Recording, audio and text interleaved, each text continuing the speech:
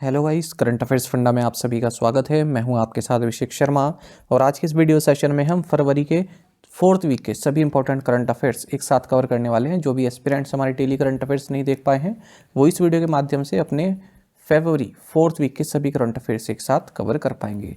Session को आगे बढ़ाने से पहले आप सभी को बताना चाहूँगा, यदि हमारी daily current affairs PDF, weekly PDF, monthly PDF और हर महीने के banking and economic awareness PDF चाहते हैं तो करंट अफेयर्स फंडा का 1 ईयर मेंबरशिप प्लान आप ज्वाइन कर सकते हैं, जिसका लिंक आपको वीडियो के डिस्क्रिप्शन में या फिर फर्स्ट कमेंट में मिल जाएगा। आपको बता दें, इस 1 ईयर मेंबरशिप प्लान के लिए जितना मेरा पीडीएफ कंटेंट है वो हम आपको 1 साल तक के लिए प्रोवाइड कराते हैं, जिसे आप डाउनलोड कर सकते हैं, प्रिंट आउट भी निकलवा सकते हैं। इसके लिए चाहते आप करंट अफेयर्स फंडा ऐप को यूज़ कर सकते हैं या फिर अपने लैपटॉप या सिस्टम की मदद से वेब लॉगिन भी कर सकते हैं। और कोई भी आपका एग्जाम हो, banking, SSC, railway, state PCS, जहाँ पर भी जनरल अवेयरनेस या करंट अफेयर्स पूछे जाते हैं, सभी एग्जाम्स के लिए हमारा पीडीएफ कंटेंट काफ़ी यूज़फुल है और इसमें आपको कैटेगरी वाइज क्विज भी प्रोवाइड करा रहे हैं। तो एक बार अगर आपने हमारे करंट अफेयर्स पढ़ लिए, उनके बाद इन क्विज को अटेम्प्ट किया, तो यकीन मानिए आपका करंट अफेयर्स सेक्शन काफ़ी स्ट्रॉन्ग हो जाए, काफ़ी अच्छा आप स्कोर कर पाएंगे अपने आने वाले एग्जाम में। दूसरा कोर्स हमारा बैंकिंग अवेयरनेस से संबंधित है। कंप्लीट बैंकिंग अवेयरनेस हमने आपको इसमें कराई है, न केवल आपके बैंकिंग मेंस एग्जाम, बल्कि अगर आप बैंकिंग इंटरव्यू देते हैं जैसे पीओ पोस्ट के लिए, तो वहाँ पर भी आपको जो बैंकिंग अवेयरनेस पूछी जाती है इंटरव्यू में, उसके लिए कोर्स इनफ है।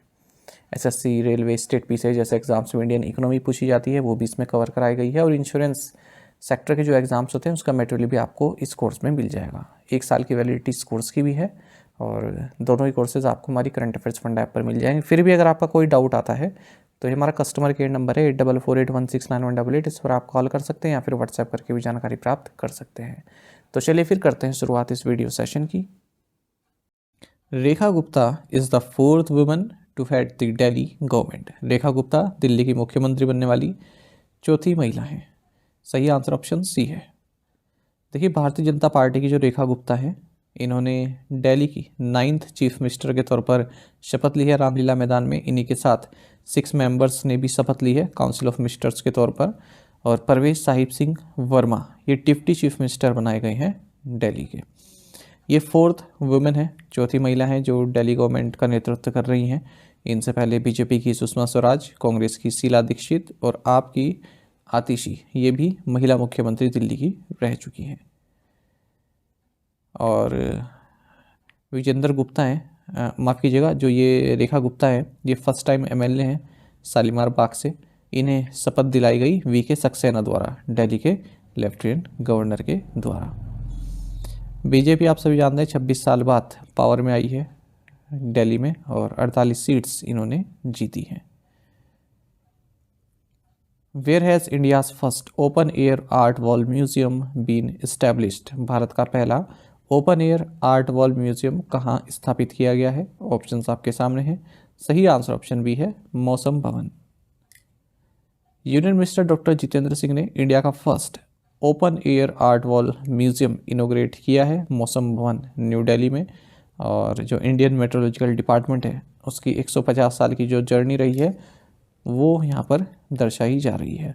तो दिल्ली स्ट्रीट आर्ट के साथ मिलकर इस इंडिया के first open air art wall museum को इस्टेब्लिश किया गया है या फिर डेवलप किया गया है। तो आप इस तरह समझ सकते हैं कि इंडियन मेट्रोलॉजिकल डिपार्टमेंट का जो मौसम भवन है वहाँ पर एक वॉल है, एक दीवार है, वहाँ पर जो है अपना आर्ट वगैरह कर सकते हैं जो भी आर्टिस्ट है इस तरह की। विच स्टेट, यहाँ पर आप देखिए ये दिखाई भी गई है ना, इस तरह से वॉल है उस पर वहाँ दिखाया गया है पूरी जर्नी जो मेट्रोलॉजिकल डिपार्टमेंट है उसकी। Which state legislative assembly recently adopted the national e Vidhan application and became a digital house. हाल ही में किस राज्य विधानसभा ने राष्ट्रीय ई विधान एप्लीकेशन को अपनाया और इस तरह यह एक डिजिटल हाउस बन गया? सही आंसर ऑप्शन बी है, उत्तराखंड। तो उत्तराखंड लेजिस्लेटिव असेंबली ने नेशनल ई विधान एप्लीकेशन को अपनाया है और इस तरह से एक डिजिटल हाउस बन गया है। जो चीफ मिनिस्टर है उत्तराखंड के पुष्कर सिंह धामी और स्पीकर रितु खंडूरी, इन्होंने national e Vidhan application assembly में इनोग्रेट किया है। जो गवर्नर है उत्तराखंड के गुरमीत सिंह, ये भी इस मौके पर मौजूद रहे। अच्छा, एक और महत्वपूर्ण फैसला उत्तराखंड के जो कैबिनेट है उन्होंने लिया है। इन्होंने भू कानून यानी कि land law amendment bill approve कर दिया है और इससे अब जो अदर स्टेट्स के पर्सन हैं वो एग्रीकल्चर एंड हॉर्टिकल्चर लैंड नहीं बाय कर सकते या परचेज कर सकते 13 जिले हैं उत्तराखंड में, उनमें से 11 जिलों में नहीं कर सकते, एक्सेप्ट हरिद्वार और उधम सिंह नगर, इन 2 में कर सकते हैं। इससे पहले कोई भी कंट्री में कहीं भी रहता हो वो उत्तराखंड में एग्रीकल्चर लैंड ले सकता था 12.5 एकड़ तक की, और उसे फिर स्पेशल केसेस में बढ़ाया भी जा सकता था। और अगर रेजिडेंशियल यूज़ की बात करें तो किसी भी एरिया में स्टेट के आप लैंड बाय कर सकते थे और साइज भी कितना भी ले सकते थे। Which country has been elected to the vice presidency of the International Organization of AIDS to Marine Navigation in Singapore? Singapore में International organisation of ads to marine Navigation के उपाध्यक्ष पद के लिए किसे चुना गया है? सही आंसर ऑप्शन ए है, इंडिया। तो इंडिया को international organisation of ads to marine navigation का वाइस प्रेसिडेंट नियुक्त किया गया है सिंगापुर में।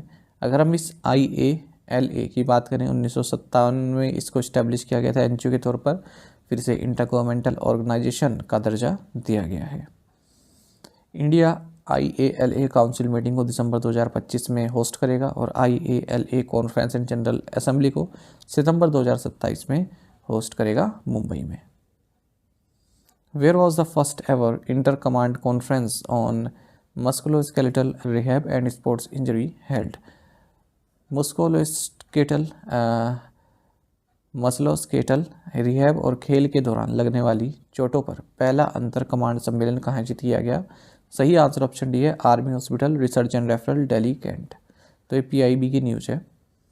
देखिए, first ever inter command conference on musculoskeletal rehab and sports injury, इसको Army Hospital Research and Referral Delhi Cantt में होस्ट किया गया है Department of Sports Medicine and Physical Medicine and Rehabilitation के द्वारा। इस कॉन्फ्रेंस का थीम रहा global best practices and advancements in musculoskeletal rehab and sports injury. 200 से ज़्यादा नेशनल डेलीगेट्स एंड 39 स्पीकर्स ने इसे अटेंड किया है, जैसे एम्स दिल्ली के, एम्स पटना के सफदरजंग हॉस्पिटल से, Lady Hardinge Medical College, Fortis Hospital, इन सभी से। Where was the 5th international conference on green metro systems held? Green metro system पर 5वां अंतर्राष्ट्रीय सम्मेलन कहाँ आयोजित किया गया? सही आंसर ऑप्शन बी है, न्यू दिल्ली। तो दिल्ली मेट्रो रेल कॉरपोरेशन ने आई मेट्रो बैनर के तहत और कॉन्फेडरेशन ऑफ इंडियन इंडस्ट्री यानी कि CII और Indian green building council IGBC के साथ मिलकर न्यू दिल्ली में 5th international conference on green metro systems the future of urban mobility organise किया है। इस कॉन्फ्रेंस में यूनियन मिनिस्टर मनोहर लाल ने इंडिया का first vertical bifacial solar plant installation भी इनोग्रेट किया है मेट्रो वाइडक्स में। कहाँ पर? ओखला विहार मेट्रो स्टेशन में 1 मेगावाट की rooftop solar power plant install किया गया है खायर पास डिपो में। In which state was the national geospatial knowledge based land survey of urban habitations pilot program inaugurated? राष्ट्रीय भू स्थानिक ज्ञान आधारित शहरी बस्तियों का भूमि सर्वेक्षण पायलट कार्यक्रम का उद्घाटन किस राज्य में किया गया? सही आंसर ऑप्शन डी है, मध्य प्रदेश। तो union minister for rural development and agriculture and farmers welfare Shivraj Singh Chouhan ने national geospatial knowledge based land survey of urban habitations को इनोग्रेट किया है रायसन मध्य प्रदेश में। तो यानी कि आप इसको शॉर्टकट में नक्शा बोल सकते हैं। तो इसका मकसद क्या है? जो लैंड रिकॉर्ड्स हैं उनका अपडेशन करना अर्बन एरियाज़ में, पेरी अर्बन एरियाज़ में, ताकि जो सिटीजन्स हैं उनको लैंड संबंधी जो भी क्रय विक्रय करना हो उसमें कोई दिक्कत ना आए। The Ministry of Defence has signed a contract with which company for procurement of 149 software defined radios for Indian coast Guard? रक्षा मंत्रालय ने भारतीय तटरक्षक बल के लिए 149 सॉफ्टवेयर डिफाइंड रेडियो की खरीद के लिए किस कंपनी के साथ अनुबंध पर हस्ताक्षर किए हैं? सही आंसर ऑप्शन सी है, भारत इलेक्ट्रॉनिक्स लिमिटेड BEL। तो मिनिस्ट्री ऑफ डिफेंस ने Bharat electronics limited BEL Bengaluru के साथ एक कॉन्ट्रैक्ट साइन किया है जिसके तहत 149 सॉफ्टवेयर डिफाइंड रेडियोस प्रोक्योर किए जाएंगे इंडियन कोस्ट गार्ड के लिए। टोटल कॉस्ट रहेगी 1220.12 करोड़ रुपए की। मिनिस्ट्री ऑफ डिफेंस ने साथ ही एस लिमिटेड और GCB इंडिया लिमिटेड के साथ भी एक कॉन्ट्रैक्ट साइन किया जिसके तहत 1868 rough terrain fork lift truck procure किए जाएंगे 697.35 करोड़ रुपए की लागत से इंडियन आर्मी, इंडियन एयरफोर्स और इंडियन नेवी के लिए। Which department signed a letter of intent with the International Telecommunication Union for PhD research? किस विभाग ने PhD अनुसंधान के लिए अंतर्राष्ट्रीय दूरसंचार संघ के साथ आशय पत्र पर हस्ताक्षर किए? सही आंसर ऑप्शन सी है, डिपार्टमेंट ऑफ टेलीकम्युनिकेशन। देखिए डिपार्टमेंट ऑफ टेलीकम्युनिकेशंस है, ministry of communication government of India के तहत इन्होंने लेटर ऑफ इंटेंट साइन किया है इंटरनेशनल टेलीकम्युनिकेशन यूनियन के साथ, और ये साइन किया गया जिनेवा स्विट्ज़रलैंड में। तो इसका मकसद वही है, पीएचडी फेलोशिप स्कीम के लिए ये एक एमओयू साइन किया गया है। It seeks to foster closer ties between India academia and the ITU. The proposed scheme envisions support for PhD fellowship over a period of 5 years in the focus areas identified by the ITU. Where was the 77th session of the Executive Committee EC77 of African Asian Rural Development Organization held? अफ्रीकी एशियाई ग्रामीण विकास संगठन की कार्यकारी समिति का 77वां सत्र कहाँ आयोजित किया गया? सही आंसर ऑप्शन डी है, न्यू दिल्ली। तो union minister for rural development and agriculture and farmers welfare Shivraj Singh Chouhan, इन्होंने नई दिल्ली में executive committee of African Asian rural development organisation AARDO का जो 77वां सेशन है इसे इनोग्रेट किया है। ऑर्गेनाइज किया गया इसको न्यू दिल्ली में गवर्नमेंट ऑफ इंडिया के सपोर्ट के साथ। इसकी स्थापना 1962 में हुई थी। एक autonomous intergovernmental multilateral organisation है। 32 country government of Africa and Asia इसके फुल मेंबर्स हैं, 3 एसोसिएट मेंबर्स भी हैं। Which country hosted the 5th edition of the multilateral naval exercise Komodo MNEK? बहुपक्षीय नौसेना अभ्यास कोमोडो के 5वें संस्करण की मेजबानी किस देश ने की? ऑप्शंस आपके सामने हैं। सही आंसर ऑप्शन डी है, इंडोनेशिया। इंडियन नेवी की जो INS सरदुल है और P8I है, इन्होंने 20 से ज़्यादा नेवीज़ को ज्वाइन किया 5th multilateral naval exercise Komodo के दौरान, जिसे इंडोनेशियन नेवी द्वारा होस्ट किया गया है बाली, इंडोनेशिया में। इस साल की जो ये मल्टीलेटरल नेवल एक्सरसाइज कोमोडो है, इसकी थीम है maritime partnership for piece and stability. ये बायएनुअली एक्सरसाइज है और इंडियन ओशन और पैसिफिक ओशन के बीच में इसको किया जाता है। पहली बार 2014 में की गई थी, बैटम इंडोनेशिया में ही। Which company recently opened a campus in Bengaluru called Ananta? हाल ही में किस कंपनी ने बेंगलुरु में अनंता नामक एक परिसर खोला है? ऑप्शंस आपके सामने हैं। सही आंसर ऑप्शन बी है, गूगल। तो गूगल ने अपना नया कैंपस खोला है, बेंगलुरु के बाहरी एरिया में पड़ता है, महादेवपुरा, और इस कैंपस का नाम रखा है अनंता। और ये इसके लार्जेस्ट ऑफिसेज में से एक बताया जा रहा है। 1.6 मिलियन स्क्वायर फीट की बिल्डिंग है ये, और 5000 एम्प्लॉइज़ को ये अकोमोडेट कर सकती है। फिलहाल भारत में गूगल के 10,000 वर्कर्स हैं, जैसे कि लार्जेस्ट एम्प्लॉय बताया जाता है गूगल के किसी अपने कंट्री से बाहर, US से बाहर किसी भी ऑफिस में सबसे ज़्यादा अगर एम्प्लॉय है तो वो भारत में ही है। और यहाँ पर अब गूगल की जो यूनिट्स एंड्रॉइड और सर्च, प्ले, पे, cloud, maps, Google deep mind, ठीक है, इन सब के काम इस नई बिल्डिंग में होंगे। Which cricket player became the fastest Indian bowler to reach 200 ODI wickets? सबसे तेज 201 दिवसीय विकेट लेने वाले भारतीय गेंदबाज कौन बन गए हैं? ऑप्शंस आपके सामने हैं। सही आंसर ऑप्शन डी है, मोहम्मद शमी। तो मोहम्मद शमी ये फास्टेस्ट इंडियन बॉलर बने हैं जिन्होंने 200 वनडे इंटरनेशनल विकेट्स प्राप्त किए हैं। ये कीर्तिमान इन्होंने ICC चैंपियंस ट्रॉफी में बांग्लादेश के अगेंस्ट खेलते हुए एक मैच में किया है। तो ये इनका 104वां मैच था जिसमें शमी ने 200 विकेट्स प्राप्त किए हैं। सबसे फास्टेस्ट है, यानी कि सबसे कम मैचेस में इन्होंने प्राप्त किए हैं। इनसे पहले रिकॉर्ड था अजीत अगरकर के नाम, जो कि चीफ सेलेक्टर हैं फिलहाल। इन्होंने 133 मैचेस में प्राप्त किए थे 200 विकेट। ओवरऑल अगर हम बात करें तो मोहम्मद शमी सेकंड क्विकेस्ट है, यानी कि अगर हम पूरे ग्लोबली बात करें तो दूसरे नंबर पर हैं जिन्होंने सबसे तेज 200 विकेट लिए हैं। इनसे पहले केवल Australian left arm pacer Mitchell Starc हैं जिन्होंने 102 गेम्स में ये कीर्तिमान हासिल किया था। क्रिकेट से ही संबंधित एक और न्यूज़ है, रोहित शर्मा ये सेकंड फास्टेस्ट बैटर बन गए हैं विराट कोहली के बाद, जिन्होंने 11,000 रन पूरे किए हैं वनडे इंटरनेशनल मैचेस में। और चैंपियंस ट्रॉफी में इन्होंने भी कीर्तिमान हासिल किया बांग्लादेश के अगेंस्ट। ओवरऑल ये 4th इंडियन है जिन्होंने 11,000 रन बनाए हैं। और अगर हम सभी टीमों में देखें तो 10th बैटर हैं जिन्होंने 11,000 रन बनाए हैं इस 50 ओवर फॉर्मेट में। भारत में अगर हम बात करें तो सचिन तेंदुलकर, सौरव गांगुली और विराट कोहली इनसे आगे हैं। और कोहली ने 11,000 रन बनाने के लिए 222 इनिंग्स ही ली थी, इसलिए फास्टेस्ट हैं। और उनके बाद तब रोहित शर्मा आ गए दूसरे नंबर पर 261 इनिंग्स के बाद। Who has been awarded the UK knighthood most excellent order of the British empire? UK knighthood British साम्राज्य का सबसे उत्कृष्ट सम्मान से किसे सम्मानित किया गया है? ऑप्शंस आपके सामने हैं, सही आंसर ऑप्शन डी है N Chandrasekaran. Tata group chairman है एन चंद्रशेखरन। इन्हें UK knighthood most excellent order of the British Empire से सम्मानित किया गया है। क्यों किया गया है? इनकी जो इन्होंने सर्विसेज दी हैं अपनी यूके इंडिया बिजनेस रिलेशंस को आगे बढ़ाने के लिए। ये जो most excellent order of the British Empire civil division है, ये उन इंडिविजुअल्स को दिया जाता है जिन्होंने सिविल सर्विसेज के बाहर के दायरे में आर्ट्स, साइंसेज, चैरिटेबल एंडियर्स और पब्लिक सर्विस में कार्य किया है, अपना कंट्रीब्यूशन दिया है। In which country was the statue of Tamil philosopher Thiruvalluvar recently unveiled? हाल ही में तमिल दार्शनिक थिरुवल्लुवर की प्रतिमा का अनावरण किस देश में किया गया? ऑप्शंस आपके सामने हैं, सही आंसर ऑप्शन डी है फिलीपींस। देखिए, इंडियन एम्बेसडर हर्ष कुमार जैन, इन्होंने Tamil poet and philosopher Thiruvalluvar का जो स्टैचू है, जो प्रतिमा है, वो फिलीपींस में अनवील की है, अनावरण इसका किया है गुल्लास कॉलेज ऑफ मेडिसिन शेपू में। थिरुवल्लुवर, जिन्हें वल्लुवर भी कहते हैं, ये अपने तिरुकुरल टेक्स्ट के लिए जाने जाते हैं। तमिल टेक्स्ट है, एथिक्स, पॉलिटिकल और इकोनॉमिक मैटर्स एंड लॉ पर। In which state is the newly inaugurated inland waterways terminal IWT at Jogighopa located? अंतर्देशीय जलमार्ग टर्मिनल जोगीघोपा किस राज्य में स्थित है? सही आंसर ऑप्शन बी है आसाम।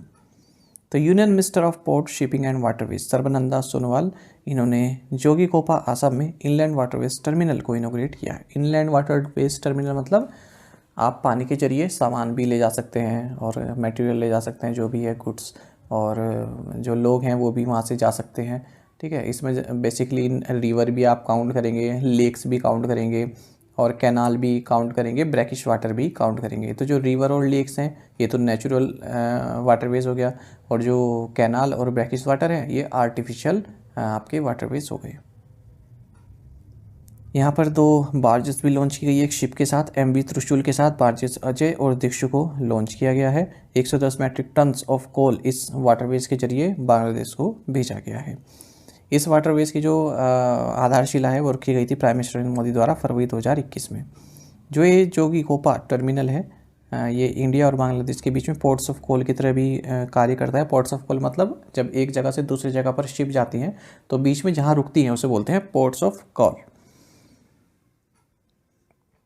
अच्छा, एक क्रूज़ भारत मिशन भी लिखा हुआ था इसमें, जब मैं आर्टिकल पढ़ रहा था PIB का, तो इसमें लिखा है कि इस क्रूज़ भारत मिशन का मतलब है 10 सी क्रूज़ टर्मिनल बनाना, 100 रिवर क्रूज़ टर्मिनल बनाना और 5 मैरीनाज जो है डेवलप करना अगले 5 सालों में। Which global technology company partner with the Indian government to launch the AI for entrepreneurship module? किस वैश्विक प्रतियोगी कंपनी ने उद्यमिता के लिए AI मॉड्यूल लॉन्च करने के लिए भारत सरकार के साथ साझेदारी की? ऑप्शन ए है Intel. Ministry of skill development and entrepreneurship और अमेरिकन चिप मेकर इंटेल, इन्होंने AI फॉर एंटरप्रेन्योरशिप को लॉन्च किया है। जो भी यंग इन्वेस्टर्स हैं इंडिया में उनके लिए एक लर्निंग मॉड्यूल है ये। इसका मकसद है 1 लाख यूथ को स्किल प्रोवाइड कराना। नेशनल स्किल डेवलपमेंट कॉरपोरेशन, जो कि एक पब्लिक प्राइवेट पार्टनरशिप ऑर्गेनाइजेशन है ministry of skill development and entrepreneurship के तहत, ये भी इस इनिशिएटिव का हिस्सा है। Which और Indian organisation signed an MOU with the Nepal academy of science and technology to strengthen scientific cooperation? वैज्ञानिक सहयोग को मजबूत करने के लिए किस भारतीय संगठन ने नेपाल विज्ञान और प्रौद्योगिकी एकेडमी के साथ एक समझौता ज्ञापन पर हस्ताक्षर किए? सही आंसर ऑप्शन बी है CSIR। तो देखिए, साइंटिफिक कोलैबोरेशन को बढ़ाने के लिए भारत और नेपाल के बीच में council of scientific and industrial research India and Nepal academy of science and technology ने एक मेमोरेंडम ऑफ अंडरस्टैंडिंग साइन किया है, MOU साइन किया है। ये MOU साइन किया गया है CSIR National Physical Laboratory New Delhi में। डायरेक्टर जनरल CSIR के हैं doctor N Kalaiselvi. Who inaugurate the conclave of waste recycling and climate change 2025 अपशिष्ट पुनर्चक्रण और जलवायु परिवर्तन 2025 पर सम्मेलन का उद्घाटन किसने किया? सही आंसर ऑप्शन डी है भूपेंद्र यादव। तो union minister for environment, forest and climate change Bhupendra Yadav, इन्होंने एक कॉन्क्लेव को इनोग्रेट किया है जिसका थीम रहा waste recycling and climate change 2025। मतलब आप इस समिट का थीम कह सकते हैं या फिर टाइटल कह सकते हैं। इस आर्टिकल में ये बताया गया है कि भारत जो है 62 million tonnes of waste annually generate करता है, जिसमें प्लास्टिक, इलेक्ट्रॉनिक, हैजार्डस वेस्ट ये सभी होते हैं। 2050 तक इंडिया की जो सर्कुलर इकोनॉमी है, इसकी जो मार्केट वैल्यू है $2 ट्रिलियन पहुंच जाएगी और 10 मिलियन जॉब से प्रोवाइड कराएगा। अभी एक सर्कुलर इकोनॉमी क्या है? सर्कुलर इकोनॉमी मतलब जिसका मकसद हो, ऐसी इकोनॉमी जिसका मकसद हो रिड्यूस करना वेस्ट को, एनर्जी यूज़ करना, रिसोर्स को कंजम्पशन करना। इसमें रिड्यूसिंग होता है, रिसाइकलिंग आता है, ठीक है, मतलब आप प्रोडक्ट को रिसाइकिल कर रहे हैं, रीयूज़ कर रहे हैं। Which agency has signed MOU with Meesho, Indian Federation of Culinary Associations and Mahatma Gandhi Institute of Rural Industrialization to facilitate tribal businesses. जनजातीय व्यवसायों को सुविधाजनक बनाने के लिए किस एजेंसी ने Meesho, Indian Federation of Culinary Association और Mahatma Gandhi Institute of Rural Industrialization के साथ समझौता ज्ञापन पर हस्ताक्षर किए? सही आंसर ऑप्शन बी है ट्राइफेड। तो देखिए, बिजनेस टू कंज्यूमर से business to business approach tribal communities को देने के लिए tribal cooperative marketing development federation of India यानी कि ट्राइफेड ने एक MOU साइन किया है मीसो के साथ, Indian Federation of Culinary Associations के साथ और Mahatma Gandhi Institute of Rural Industrialization के साथ। तो मीसो तो आप सही जानते ही हैं, जो ट्राइबल प्रोडक्ट्स हैं उनको अपने प्लेटफॉर्म पर जगह देगा। Indian Federation of culinary association, ये जो भी जो ट्राइबल्स हैं उनके जो कुलिनरी प्रोफेशनल्स हैं या फिर होटल अपने, ठीक है, या फिर उनके जो खाद्य पदार्थ हैं उनको अपने होटल चैन के साथ ऐड करेगा। और Mahatma Gandhi Institute of Rural Industrialization जो है ये जो आर्टिशन है उनको ट्रेनिंग देगा, कैपेसिटी बिल्डिंग प्रोग्राम उनके लिए चलाएगा। Who has been appointed as the principal secretary second to prime minister Narendra Modi? प्रधानमंत्री नरेंद्र मोदी के प्रधान सचिव द्वितीय के रूप में किसे नियुक्त किया गया है? ऑप्शंस आपके सामने हैं। सही आंसर ऑप्शन सी है Shaktikanta Das. Former governor of Reserve Bank of India Shaktikanta Das, इन्हें प्राइम मिनिस्टर नरेंद्र मोदी का प्रिंसिपल सेक्रेटरी सेकंड बनाया गया है। और एक और है प्रिंसिपल सेक्रेटरी फर्स्ट है PK मिश्रा, तो उन्हीं के साथ मिलकर ये कार्य करेंगे। और ऐसा पहली बार हुआ है जब 2 officials prime secretaries to the PM के तौर पर कार्य कर रहे होंगे। रिटायरमेंट के बाद पहले मिनिस्ट्री ऑफ फाइनेंस में थे ना ये शक्तिकांत दास, उसके बाद फिर ये 15th फाइनेंस कमीशन के मेंबर बने, G20 शेरपा भी रहे भारत के। 2018 में RBI इन्होंने ज्वाइन किया और 25th RBI गवर्नर बने। 3 साल के लिए इनको अपॉइंट किया गया था। उसके बाद फिर इनका टेन्योर एक्सटेंड होता रहा। 2021 में 3 और साल के लिए एक्सटेंड हुआ और ये सेकंड लॉन्गेस्ट सर्विंग गवर्नर भी रहे RBI के। RBI की 90 साल के इतिहास में बेनेगल रामा राव के बाद, जिनका कार्यकाल 7.5 साल का था, ठीक है, सबसे लंबे यही रहे हैं बेनेगल रामा राव। उनके बाद फिर दास रहे हैं और RBI की पोजीशन से इन्होंने फिर इनका जो स्टेप डाउन किया 10 दिसंबर 2024 में। और संजय मल्होत्रा नए RBI गवर्नर बने। Until when has V. Anantha Nageshwaran's tenure as Chief Economic Advisor been extended? मुख्य आर्थिक सलाहकार के रूप में V. अनंत नागेश्वरन का कार्यकाल कब तक बढ़ा दिया गया है? ऑप्शंस आपके सामने हैं। सही आंसर ऑप्शन बी है 31 मार्च 2027।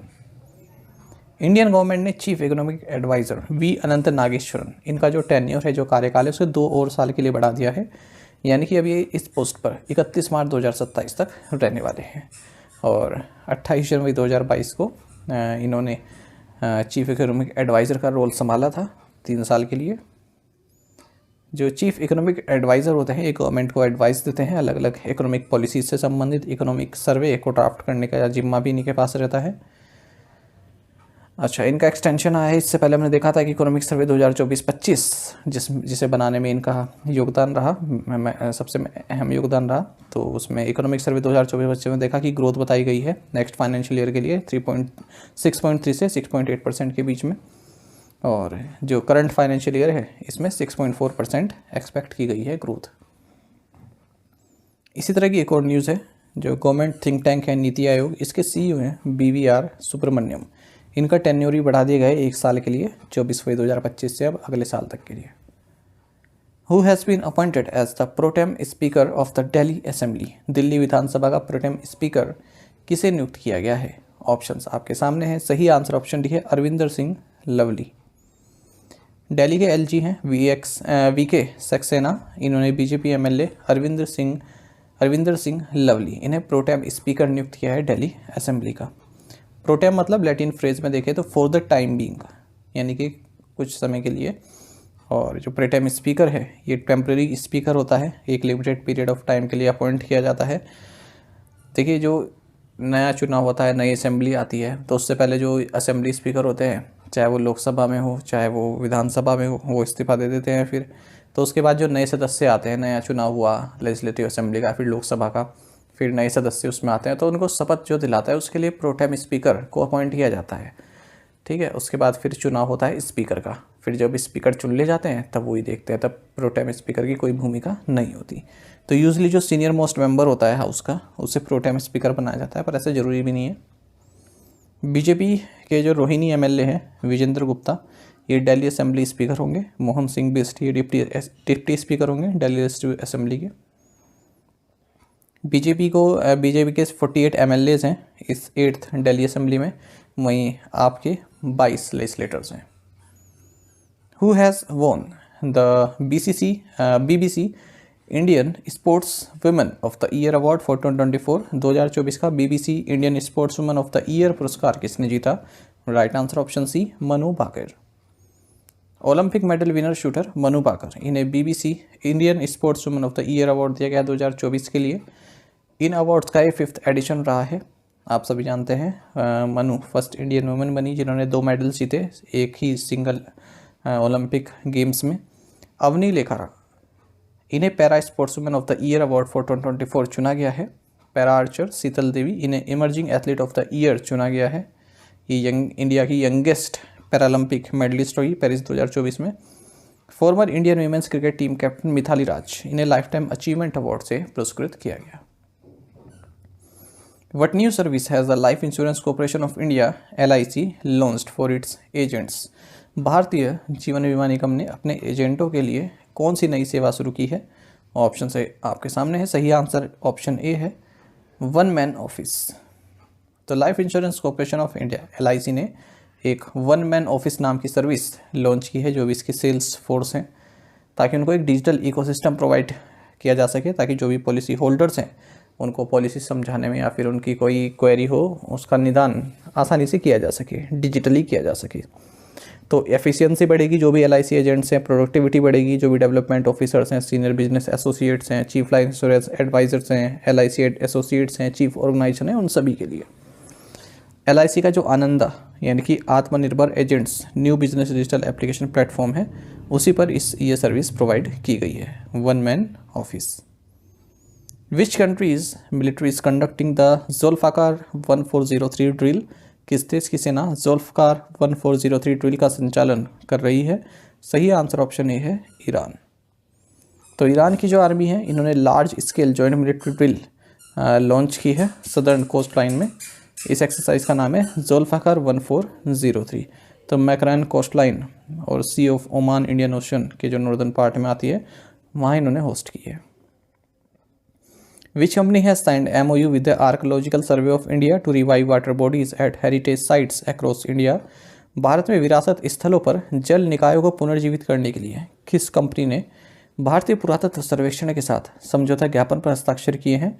ऑप्शंस आपके सामने हैं। सही आंसर ऑप्शन सी है, बिस्लेरी इंटरनेशनल। बिस्लेरी इंटरनेशनल ने एक स्ट्रेटेजिक पार्टनरशिप अनाउंस की है, यानी कि एक MOU साइन किया है आर्कियोलॉजिकल सर्वे ऑफ इंडिया के साथ, और एडॉप्ट अ हेरिटेज 2.0 प्रोग्राम के तहत ये MOU साइन किया गया है। तो बिस्लेरी का जो MOU है ASI के साथ, इसका मकसद है जो भी वाटर बॉडीज़ हैं हमारे भारत में, ठीक है, उनको रिवाइव करना, मतलब जो सूखने के कगार पर हैं या फिर जिनकी देख रेख नहीं हो पा रही है, उनको फिर से अच्छी स्थिति में लाना।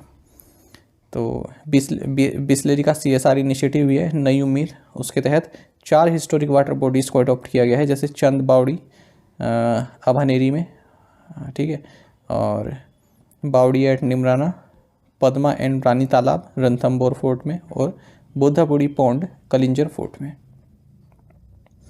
What is the amount of the monetary penalty imposed on city bank NA by the RBI द्वारा सिटी बैंक पर कितना मौद्रिक जुर्माना लगाया गया? सही आंसर ऑप्शन बी है, 39 लाख रुपीज़। तो रिजर्व बैंक ऑफ इंडिया ने 39 लाख रुपीज़ की मॉनेटरी पेनल्टी लगाई है सिटी बैंक पर, क्योंकि RBI की जो डायरेक्शंस हैं, लार्ज एक्सपोजर फ्रेमवर्क और furnishing of credit information to credit information companies से संबंधित का अनुपालन नहीं किया गया। RBI ने 1.5 लाख रुपए की मॉनेटरी पेनल्टी लगाई है JM financial home loans limited पर भी। इन्होंने NBFC डायरेक्शंस 2021 का अनुपालन नहीं किया। RBI ने 6.20 लाख रुपीज़ की मॉनेटरी पेनल्टी लगाई है आशीर्वाद माइक्रो फाइनेंस लिमिटेड पर भी। इन्होंने भी RBI के जो डायरेक्शंस हैं एम्बोर्समेंट से संबंधित या फिर और माइक्रो फाइनेंस लोन से संबंधित, उनका अनुपालन नहीं किया है। Which tribe celebrates the Ali I Ligang festival in Assam. Assam में अली ए लिगांग उत्सव कौन सी जनजाति मनाती है? सही आंसर ऑप्शन सी है, मिसिंग ट्राइब। आसाम की लार्जेस्ट ट्राइबल कम्युनिटी है मिसिंग ट्राइब। इन्होंने हाल ही में अली ए लिगांग फेस्टिवल जो है सेलिब्रेट किया है। कहाँ पर? शंकरपुर, जोरहाट में। अच्छा, तो इस फेस्टिवल का साथ ही जो सोइंग सीज़न है उसकी शुरुआत हो जाती है और काफ़ी एंशियंट टाइम से मिसिंग कम्युनिटी इसको मनाती आ रही है। What was the theme of the Pusa कृषि विज्ञान मेला 2025? पूसा कृषि विज्ञान मेला 2025 का विषय क्या रहा? सही आंसर ऑप्शन है, उन्नत कृषि विकसित भारत। Union minister of agriculture and farmers welfare Shivraj Singh Chouhan ने पूसा कृषि विज्ञान मेला 2025 विजिट किया न्यू दिल्ली में।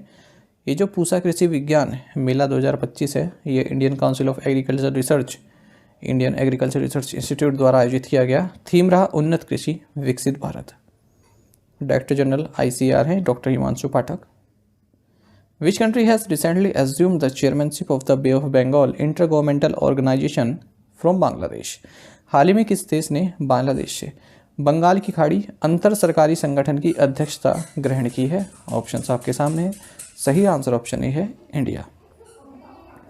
देखिए, भारत ने 13th गवर्निंग काउंसिल मीटिंग हाल ही में हुई है हमारे मालदीव्स में। वहाँ Bay of Bengal intergovernmental organization की चेयरमैनशिप प्राप्त की है बांग्लादेश से।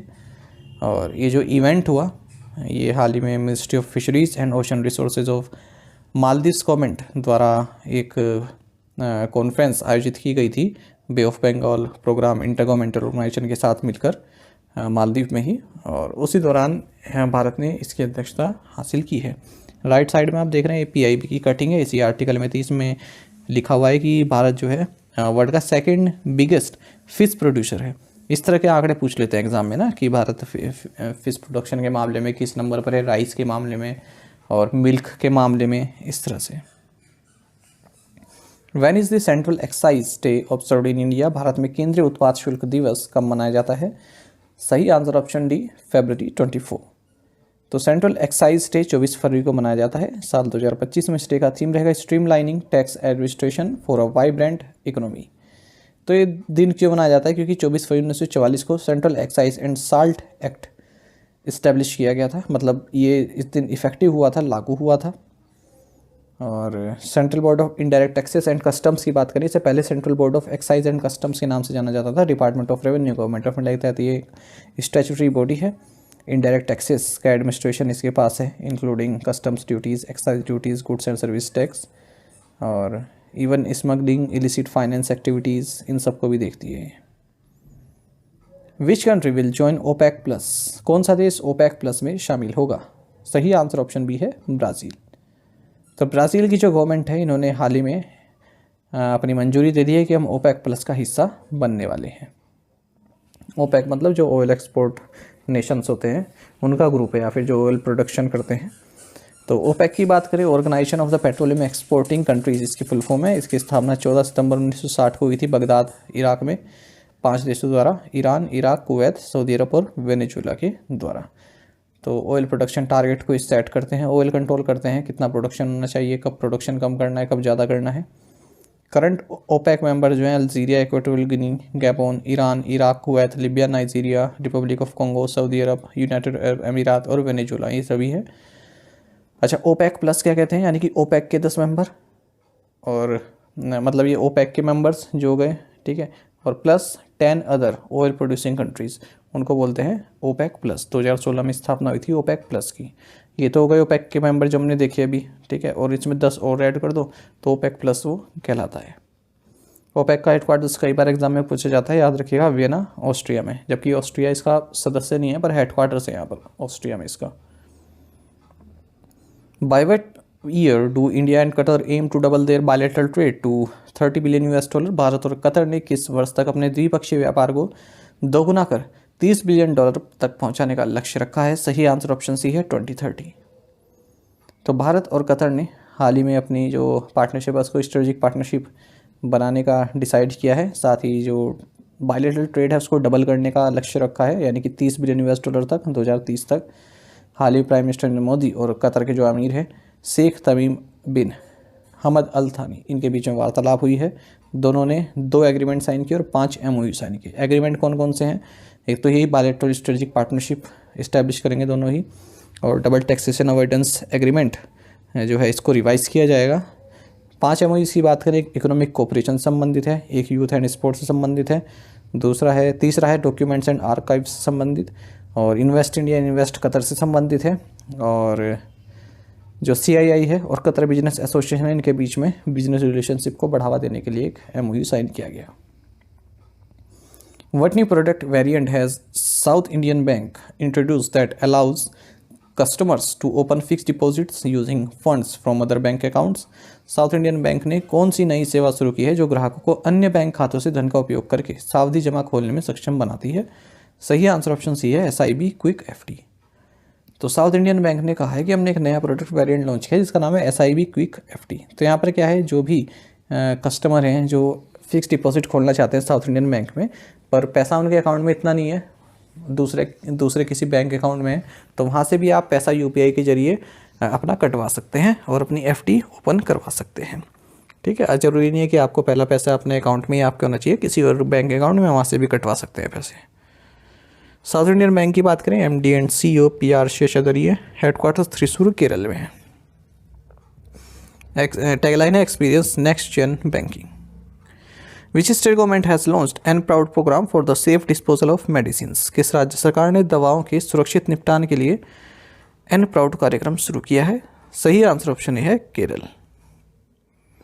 केरल गवर्नमेंट ने एनप्राउड यानी कि new programme for removal of unused drug ये लॉन्च किया है। पहली बार ऐसा इनिशिएटिव भारत में लॉन्च किया गया, जिसके जरिए जो भी एक्सपायर्ड या फिर अनयूज्ड मेडिसिन हैं उनको साइंटिफिकली डिस्पोज किया जाएगा, कलेक्ट किया जाएगा, फिर डिस्पोज किया जाएगा। तो अनयूज्ड मेडिसिन कलेक्ट की जाएंगी हर घर से एक शेड्यूल्ड इंटरवल्स पर, 2 महीने 3 महीने इस तरह से, और उनको ब्लू बॉक्सेस में पब्लिक डाल सकती है। इसी तरह से जो होलसेल एंड रिटेल फार्मेसीज़ हैं जिनकी मेडिसिन एक्सपायर हो चुकी हैं, वो भी अपना जो मेडिसिन है इस तरह की उनको डाल सकती हैं, फिर उनको डिस्पोज किया जाएगा scientifically. Who among the following was named in Times Women of the Year 2025 list? निम्नलिखित में से किसे times Women of the Year 2025 की सूची में नामित किया गया है? ऑप्शंस आपके सामने हैं। सही आंसर ऑप्शन डी है डॉक्टर पूर्णिमा देवी बर्मन। तो डॉक्टर पूर्णिमा देवी बर्मन, इन्हें times Women of the Year 2025 list में जगह मिली है। जो कंजर्वेशन संबंधी इनका कंट्रीब्यूशन रहा है उसे ही रिकॉग्नाइज किया गया है। तो ये किस लिए जानी जाती हैं? देखिए, एक इंडेंजर्ड कैटेगरी में आता है एक ग्रेटर एडजुटेंट स्टोर्क, हरगिला जिसे बोलते हैं, और इसके कंजर्वेशन के लिए उन्होंने हरगिला आर्मी भी जो है बनाई हुई है, जिसमें सभी फीमेल एक्टिविस्ट हैं या फिर कंजर्वेशनिस्ट हैं। तो ये लोग इस स्पीसीज़ को, इसके हैबिटेट को बचाते हैं। आप इनके हाथ में भी देख रहे होंगे, ये कि इन्होंने मिट्टी का स्टैचू ले रखा है। अच्छा, ये आसाम से आती हैं और इकलौती इंडियन वुमेन है जिन्हें इस लिस्ट में जगह मिली है। इनके अलावा 12 और लेडीज़ को सम्मानित किया गया है times women of the year 2025 list में। Who was officially sworn in as the 9th director of the FBI? FBI के 9वें निदेशक के रूप में किसने शपथ ली? ऑप्शंस आपके सामने हैं। सही आंसर ऑप्शन ए है काश पटेल, इंडियन अमेरिकन काश पटेल। ये 9th डायरेक्टर बने हैं फेडरल ब्यूरो ऑफ इन्वेस्टिगेशन के। भगवत गीता पर हाथ रख के इन्होंने शपथ ली है। और न केवल ये FBI के फर्स्ट इंडियन डिसेंट डायरेक्टर हैं, बल्कि फर्स्ट एशियन अमेरिकन भी हैं जो इस पोस्ट तक पहुंचे हैं। और इस पोस्ट पर ये क्रिस्टोफर रे को सक्सीड कर रहे हैं। FBI की अगर हम बात करें, यानी कि फेडरल ब्यूरो ऑफ इन्वेस्टिगेशन की, यूनाइटेड स्टेट्स की domestic intelligence and security service है और principal federal law enforcement agency भी है। What's the name of Microsoft's new quantum chip? Microsoft की नई क्वांटम चिप का नाम क्या है? सही आंसर ऑप्शन सी है मजोराना 1। माइक्रोसॉफ्ट ने मजोराना 1 नाम से अपनी first quantum computing chip launch की है और बताया जा रहा है कि क्वांटम कंप्यूटर्स के क्रिएशन में ये काफ़ी मददगार होने वाली है, और जो कि कई सालों से इंडस्ट्रियल स्केल प्रॉब्लम्स हैं उनका सॉल्यूशन प्रोवाइड कराएगी। और ये फर्स्ट एवर टोपो कंडक्टर को यूज़ करती है, यानी कि टोपोलॉजिकल सुपर कंडक्टर को। इसमें 8 क्यूबिट्स हैं, यानी कि क्वांटम बिट्स हैं, और 1 बिलियन क्यूबिट्स तक इसको एक्सपेंड किया जा सकता है। और अगर हम इसकी राइवल चिप्स की बात करें, जैसे गूगल की विलो है, IBM की चिप्स हैं, ठीक है, तो उनसे कम इसको क्यूबिट्स की रिक्वायरमेंट होती है अपने ऑपरेशन करने के लिए। एरर रेट भी काफ़ी कम है। Who won the 14th Asian snooker championship title? 14वीं एशियाई स्नूकर चैंपियनशिप का खिताब किसने जीता है? ऑप्शंस आपके सामने हैं। सही आंसर ऑप्शन सी है, पंकज आडवाणी। तो इंडियन क्विस्ट पंकज आडवाणी, इन्होंने 14th एशियन स्नूकर चैंपियनशिप जीती है तीसरी बार अपने कैरियर में। और कहाँ हुई है? कतर में। ईरान के आमिर शरकोस को इन्होंने फाइनल में हराया है। और ये इनका 14th एशियन टाइटल है सभी बिलियर्ड्स स्पोर्ट्स डिसिप्लिन में। Who was honored as the Sports Star of the Year female and Sportswoman of the Year in an Olympic sport female in the Sports Star Aces Awards? Sports Star Aces Awards में Sports Star of the Year महिला और Sportswoman of the Year in Olympic Sport महिला के रूप में किसे सम्मानित किया गया है? सही आंसर ऑप्शन सी है, मनु भाकर। तो 7th एडिशन हाल ही में लॉन्च किया गया स्पोर्ट्स स्टार एसेस अवार्ड्स का मुंबई में। Former Indian hockey goalkeeper PR Sreejesh, इन्हें sports star of the year male नामित किया गया। वहीं Paris Olympics double medallist Manu Bhaker को sports star of the year female and sports star of the year in an Olympic sport नामित किया गया है। Indian men's and women's chess teams जिन्होंने last year Budapest chess Olympiad जीता था, इन्हें national team of the year award दिया गया है। वहीं PV सिंधु यानी कि पोसाडला वेंकटा सिंधु, इन्हें इंस्पिरेशनल आइकन अवार्ड 2025 से सम्मानित किया गया है। शूटर स्वप्निल कुशाली, इन्होंने ब्रॉन्ज मेडल जीता था पेरिस गेम्स में, इन्हें sportsman of the year award दिया गया है। वहीं जो जय शाह है, चेयरमैन इंटरनेशनल क्रिकेट काउंसिल के ICC के, इन्हें special recognition game changer award 2025 दिया गया है। वहीं मुंबई जो कि 2023-24 रणजी ट्रॉफी चैंपियन है, इन्हें क्लब या फिर state team of the year award दिया गया है। और chairpersons choice sports for social good award दिया गया है Srinagar football club downtown heroes FC को। How did India perform at the Asian winter games 2025? एशियाई शीतकालीन गेम 2025 में भारत का प्रदर्शन कैसा रहा? ऑप्शंस आपके सामने है। सही आंसर ऑप्शन है फिनिश्ड मेडललेस, कोई भी मेडल प्राप्त नहीं हुआ। तो एशियन विंटर गेम्स 2025 हाल ही में संपन्न हुए हार्बिन चाइना में, पीपल्स रिपब्लिक ऑफ चाइना। और जो भारत है हमारा देश, हम मेडल लेस यहाँ पर रहे हैं, कोई मेडल नहीं मिला है। चाइना ने टॉप की है मेडल टैली को लगातार चौथी बार इन एशियन विंटर गेम्स को टॉप किया है। उसके बाद फिर साउथ कोरिया है, फिर जापान है। जो 2025 के एशियन विंटर गेम्स थे, ये 9th एडिशन थे इन गेम्स का। और हार्बिन हेलोंगजांग चाइना में हुए हैं। दूसरी बार है जब हार्बिन ने इन इवेंट को होस्ट किया है और तीसरी बार चाइना ने इन गेम्स को होस्ट किया है। ऑफिशियल मोटो इन गेम्स का रहा dream of winter, love among Asia. Which organization cleared the first ever astronaut with a physical disability for a mission to the ISS? किस एजेंसी ने शारीरिक रूप से अक्षम पहले अंतरिक्ष यात्री को ISS के एक मिशन के लिए मंजूरी दी है? सही आंसर ऑप्शन डी है, यूरोपियन स्पेस एजेंसी। तो यूरोपियन स्पेस एजेंसी ने जो एक व्यक्ति हैं जो कि फिजिकली डिसेबल हैं, ठीक है, तो उनको अप्रूव कर दिया है कि वो इंटरनेशनल स्पेस स्टेशन पर जा सकते हैं। यानी कि फर्स्ट एवर एस्ट्रोनॉट बन गए हैं फिजिकल डिसेबिलिटी के साथ, जो कि इंटरनेशनल स्पेस स्टेशन के मिशन पर जा सकते हैं। ऐसा पहली बार होगा। तो जॉन मैकफॉलिन का नाम है, 43 साल के ब्रिटिश सर्जन है, फॉर्मर पैरालंपियन है। एक मोटर बाइक एक्सीडेंट में इनकी जो लेग है वो इन्होंने लॉस कर दी थी, ठीक है, और इन्हें मेडिकल क्लियरेंस अब मिल गया है ISS के लिए।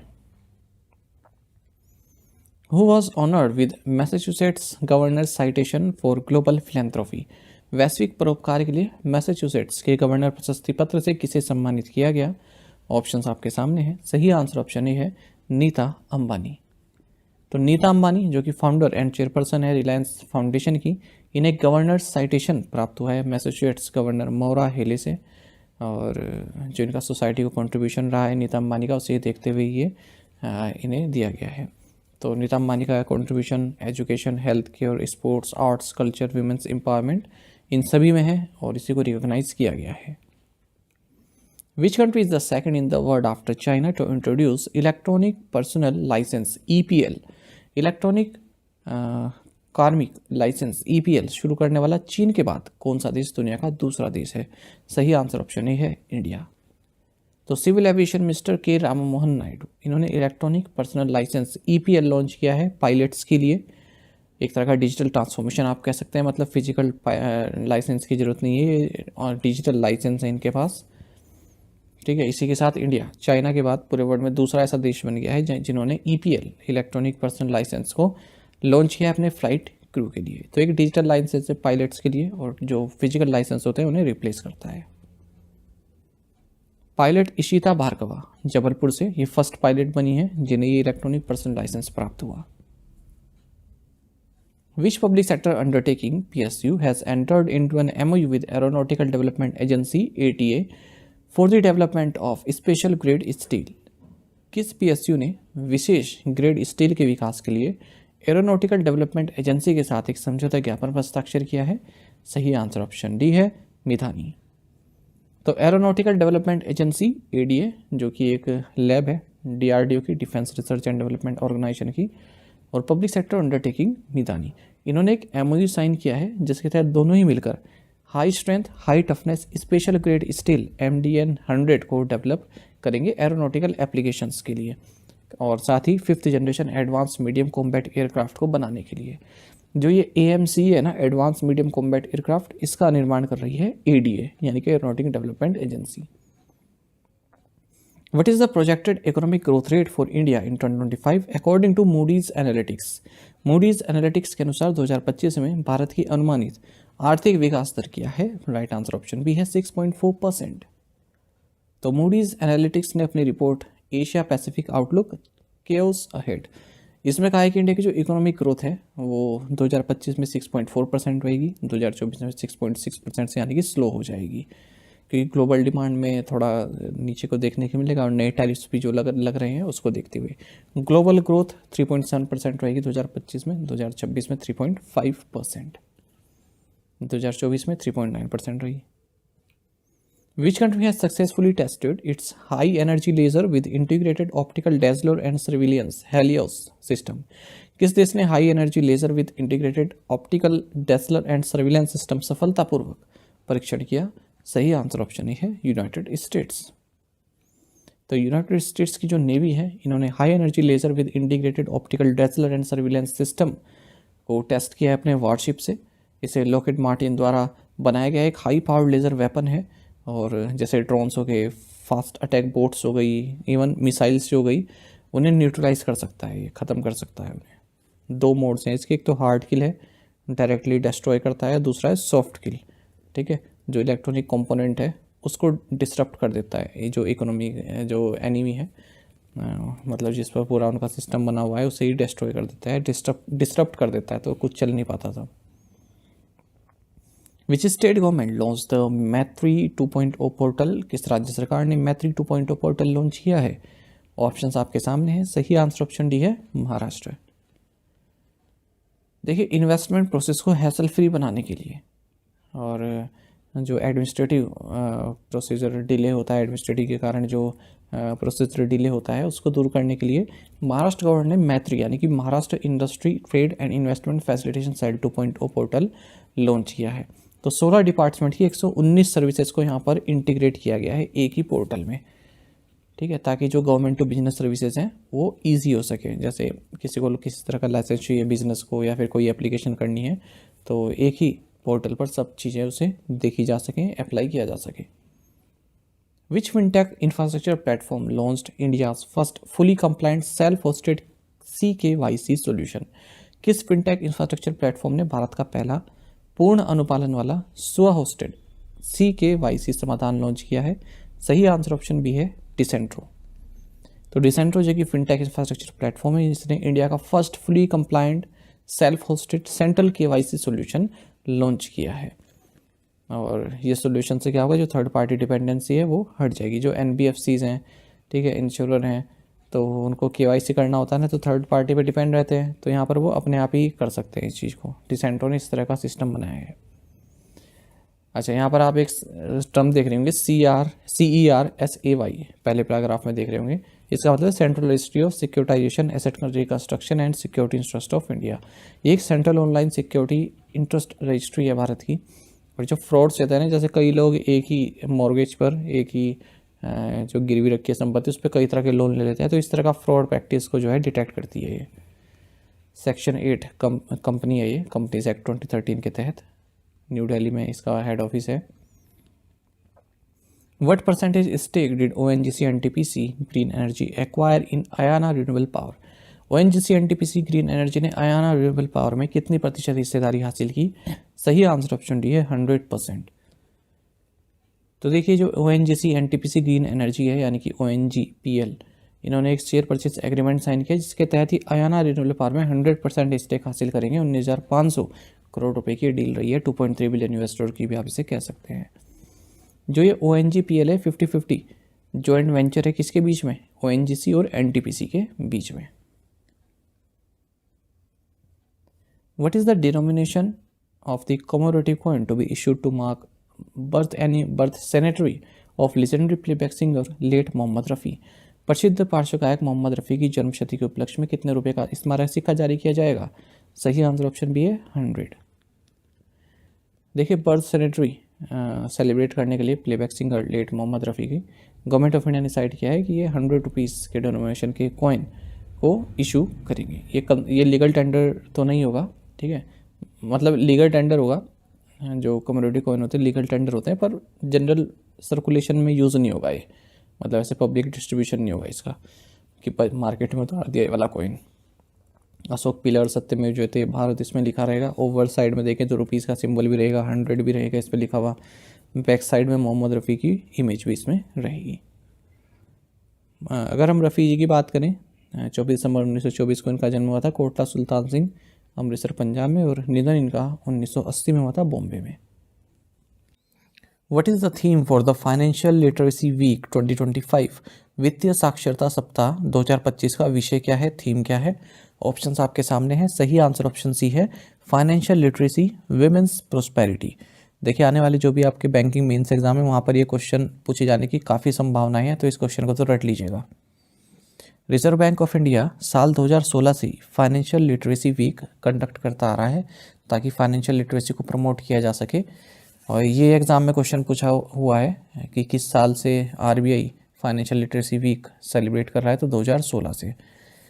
जो गवर्नर है RBI के संजय मल्होत्रा, इन्होंने हाल ही में फाइनेंशियल लिटरेसी वीक का 10th एडिशन लॉन्च किया है, और इस साल 2025 में इस फाइनेंशियल लिटरेसी वीक का थीम रहेगा फाइनेंशियल लिटरेसी विमेंस प्रोस्पेरिटी, यानी कि वित्तीय समझदारी समृद्ध नारी।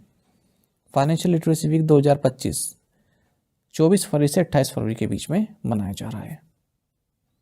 Virat Kohli became the fastest cricketer to score 14,000 runs. Whose record did he break to achieve this feat? Virat Kohli सबसे तेज 14,000 रन बनाने वाले क्रिकेटर बन गए हैं।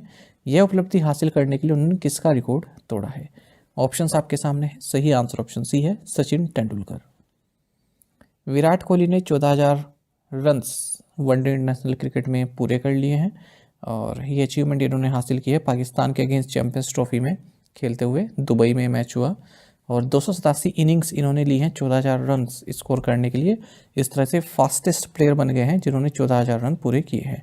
इनसे पहले सचिन तेंदुलकर पहले नंबर पर हैं 18,426 रन के साथ। कुमार संगकारा 14,234 रन के साथ हैं। केवल यही दो हैं जो विराट कोहली से आगे हैं, ठीक है, लेकिन फास्टेस्ट नहीं थे। 14,000 रन बनाने वाले फास्टेस्ट नहीं थे। फास्टेस्ट विराट कोहली हैं, सबसे कम इनिंग्स ली हैं 287 इनिंग्स, ठीक है। सचिन ने 350वीं इनिंग में किए थे और संगकारा ने 378वीं इनिंग्स में किए थे। एक रिकॉर्ड और विराट कोहली ने तोड़ा है, तो चैंपियंस ट्रॉफी में जो पाकिस्तान के खिलाफ मैच हुआ उसमें इन्होंने पाकिस्तान के नसीम शाह का कैच लिया कुलदीप यादव की बॉलिंग पर, और मोहम्मद अजरुद्दीन के सबसे ज़्यादा कैचेस के रिकॉर्ड को तोड़ दिया। 156 कैचेस अजरुद्दीन ने लिए थे, तो इन्होंने जब कैच लिया वो इनका 157वां कैच था।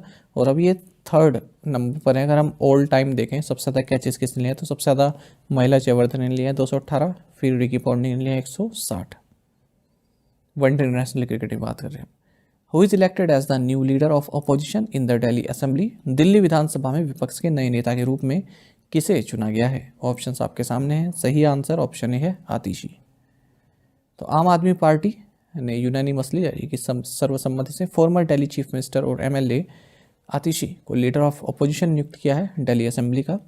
और पहली बार है जब आप ओपोजिशन में आई है। जब से पावर में आए 2013 में सबसे पहले पावर में आए, तो उसके बाद पहली बार है जब ये ओपोजिशन में रहने वाले हैं। और अतिशी कालकाजी से एमएलए हैं। Who has been appointed as the new CEO of Standard Chartered India? Standard Chartered India के नए सीईओ के रूप में किसे नियुक्त किया गया है? ऑप्शंस आपके सामने हैं। सही आंसर ऑप्शन डी है Prabhdev Singh. Reserve Bank of India ने अपनी अप्रूवल दे दी है कि जो former JP Morgan India CEO हैं प्रभदेव सिंह, ये स्टैंडर्ड चार्टर्ड इंडिया के सीईओ बन सकते हैं। और 3 साल तक का इनका टर्म रहेगा, 1 अप्रैल से शुरू होगा। ये सक्सीड करेंगे इस पोजीशन पर जारीन दारूवाला को, जो कि मार्च के एंड में रिटायर हो जाएंगे अपनी पोजीशन से।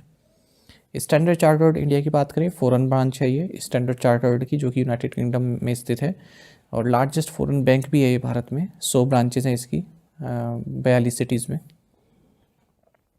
विच of the following is not a part of बीमा ट्रिनिटी? निम्नलिखित में से कौन बीमा ट्रिनिटी का हिस्सा नहीं है? ऑप्शंस आपके सामने है। सही आंसर ऑप्शन सी है बीमा जीवन। देखिए, insurance regulatory and development authority of India यानी कि IRDAI, इन्होंने हाल ही में बीमा मंथन का 9th एडिशन आयोजित किया है। इसमें क्या था, जो भी इंश्योरेंस कंपनीज के सीईओ हैं उनके साथ एक क्वार्टरली रिव्यू मीटिंग की जाती है। मतलब क्वार्टरली पीरियड में होती है ये मीटिंग। और इस मीटिंग में का जो सबसे मेन मुद्दा रहा है वो था बीमा ट्रिनिटी। इसको अनवेल किया गया है और ताकि इंश्योरेंस सेक्टर जो है एक्सेसिबल हो सके, आसानी से अफोर्डेबल रहे, एफिशिएंसी बढ़ सके। तो जो बीमा ट्रिनिटी है इसके 3 कंपोनेंट्स हैं। पहला है बीमा सुगम, ठीक है, ये एक डिजिटल मार्केट प्लेस है जहाँ पर सेल कर सकते हैं इंश्योरेंस पॉलिसीज, सर्विसिंग और इंश्योरेंस क्लेम भी आप कर सकते हैं। दूसरा है बीमा विस्तार, तो इसमें लाइफ, एक्सीडेंट, प्रॉपर्टी, हॉस्पिटलाइजेशन, ये सभी इंश्योरेंस प्रोडक्ट्स प्राप्त कर सकते हैं। तीसरा है बीमा वाहक, ये महिला केंद्रित एक इंश्योरेंस डिस्ट्रीब्यूशन मॉडल है, ठीक है, ताकि महिलाओं के अमंग इंश्योरेंस पेनिट्रेशन को बढ़ाया जा सके। Where was the military exercise Jal Thal Raksha 2025 conducted? सैन्य अभ्यास जल थल रक्षा 2025 कहाँ आयोजित किया गया? ऑप्शंस आपके सामने है। सही आंसर ऑप्शन बी है बेट द्वारका। देखिए, द्वारका गुजरात में सिक्योरिटी को बढ़ाने के लिए, उसके सराउंडिंग आइलैंड्स में सिक्योरिटी बढ़ाने के लिए, क्योंकि इलीगल इंक्रोचमेंट्स काफ़ी वहाँ पर बढ़ रहे हैं, जल थल रक्षा 2025 एक्सरसाइज कंडक्ट की गई है बेट द्वारका में। ये एग्जाम में कुछ पूछा हुआ क्वेश्चन है। एक बार किसी PCS एग्जाम में शायद पूछा गया था कि बेट द्वारका आइलैंड कहाँ पर है। तो इसमें 11 तो अहमदाबाद और 31 जामनगर आर्मी यूनिट्स ने पार्टिसिपेट किया है, वहीं इंडियन कोस्ट गार्ड और मैरीन पुलिस ने भी इसमें पार्टिसिपेट किया है। Where was the wet testing of India's Matsya 6000 conducted? Bharat के मत्स्य 6000 का वेट परीक्षण कहाँ किया गया? सही आंसर ऑप्शन भी है कट्टुपल्ली पोर्ट। इंडिया का जो 4th generation deep ocean submersible है मत्स्य 6000 जिसका नाम है, इसका वेट टेस्टिंग की गई है कट्टुपल्ली पोर्ट चेन्नई के पास में। तो एक डीप ओशन सबमर्सिबल है, यानी कि समुद्र के काफ़ी नीचे तक जाता है ये, है ना। अंडर वाटर व्हीकल है, टाइटेनियम और भी जो स्ट्रॉन्ग मटेरियल उसका बना हुआ है, और पानी के अंदर जो प्रेशर होता है उसे झेल सकता है। और पानी के अंदर जाकर साइंटिफिक रिसर्च कर सकते हैं, एक्सप्लोर कर सकते हैं, और भी इंडस्ट्रियल पर्पज़ के लिए इसको यूज़ किया जा सकता है। पानी के जब काफ़ी नीचे चले जाते हैं ना, तो दबाव काफ़ी बढ़ जाता है कोई भी ऐसी तरह की सबमर्सिबल जो जाती है।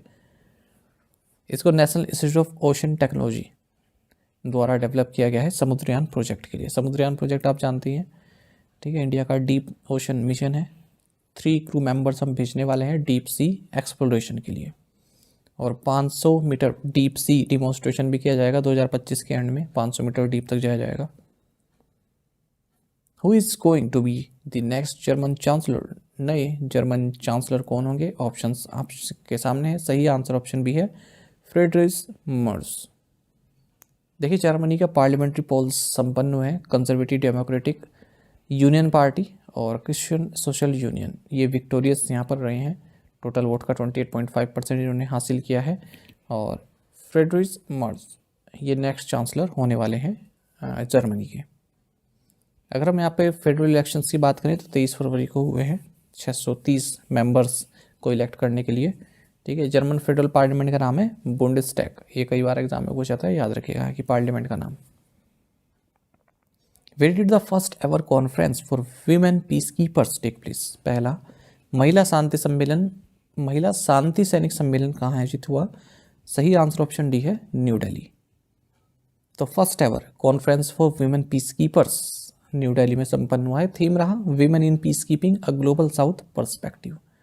इस कॉन्फ्रेंस को ऑर्गेनाइज किया गया मिनिस्ट्री ऑफ एक्सटर्नल अफेयर्स द्वारा, ministry of defence and centre for united nations peace keeping के साथ मिलकर।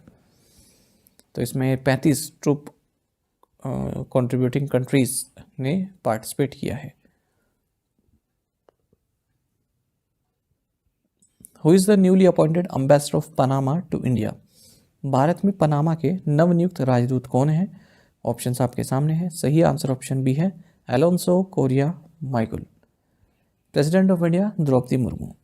तो इनके सामने पनामा, गयाना, सूडान, डेनमार्क और पैलेस्टीन, ठीक है, इन सब के एम्बेसडर्स और हाई कमिश्नर्स ने अपने पहचान पत्र जो है प्रस्तुत किए हैं।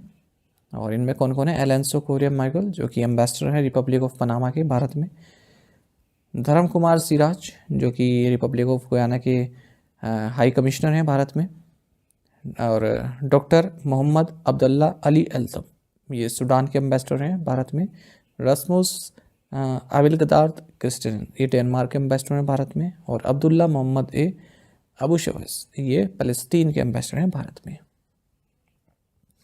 Who launched the annual nationwide mass drug administration campaign for lymphatic filariasis elimination? Lymphatic filariasis उन्मूलन के लिए वार्षिक राष्ट्रव्यापी मास ड्रग एडमिनिस्ट्रेशन अभियान किसने शुरू किया है? सही आंसर ऑप्शन डी है जगत प्रकाश नड्डा। तो union minister for health and family welfare Jagat Prakash Nadda, इन्होंने annual nation wide mass drug administration campaign launch किया लिम्फेटिक फिलैरिसिस एलिमिनेशन के लिए, जो लिम्फेटिक फिलैरिसिस को एलिमिनेट करने के लिए, ठीक है। और 13 स्टेट्स आइडेंटिफाई किए गए हैं जहाँ पर ये लिम्फेटिक फिलैरिसिस काफ़ी ज़्यादा है। तो 13 स्टेट्स की 111 डिस्ट्रिक्ट ऐसे हैं जहाँ पर ये कैंपेन चलेगा। देखिए इसकी अगर हम बात करें लिम्फेटिक फिलैरिसिस को हाथी पाँव भी बोलते हैं। ये एक पैरासिटिक डिजीज़ है जो इन्फेक्टेड मॉस्किटोज होते हैं उनके द्वारा ये ट्रांसमिट होता है। तो जो लिम्स होते हैं हमारे हाथ पैर मोटे हो जाते हैं, इसमें स्वेलिंग आ जाती है। 13 स्टेट्स कौन से हैं जहाँ पर कवर किए जाएंगे? आंध्र प्रदेश, आसाम, बिहार, छत्तीसगढ़, गुजरात, झारखंड, कर्नाटक, केरल, मध्य प्रदेश, महाराष्ट्र, उड़ीसा, उत्तर प्रदेश, वेस्ट बंगाल, जितने बड़े बड़े राज्य हैं वो सभी। What is the primary objective of the G SAFAL scheme? जी सफल योजना का प्राथमिक उद्देश्य क्या है? ऑप्शंस आपके सामने हैं। सही आंसर ऑप्शन डी है strengthening the livelihoods of Antyodaya families.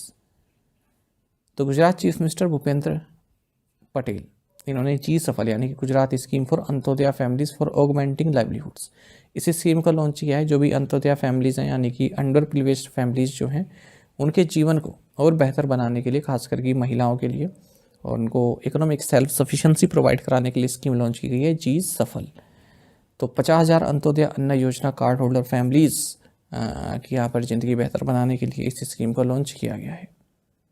अब इस स्कीम में क्या है ये आपके लिए महत्वपूर्ण नहीं है, ठीक है। अगर आप किसी नेशनल लेवल एग्ज़ाम की तैयारी करें, अगर आप स्टेट लेवल के एग्ज़ाम की तैयारी करें, कोई गुजरात का एग्ज़ाम देना चाहता है तो वहाँ पर फिर आप पढ़ सकते हैं इसको डिटेल में। How many air ambulances will international critical care air transfer team procure from e plane company? International critical care air transfer team e plane company से कितनी एयर एम्बुलेंस खरीदेगी? सही आंसर ऑप्शन सी है 788।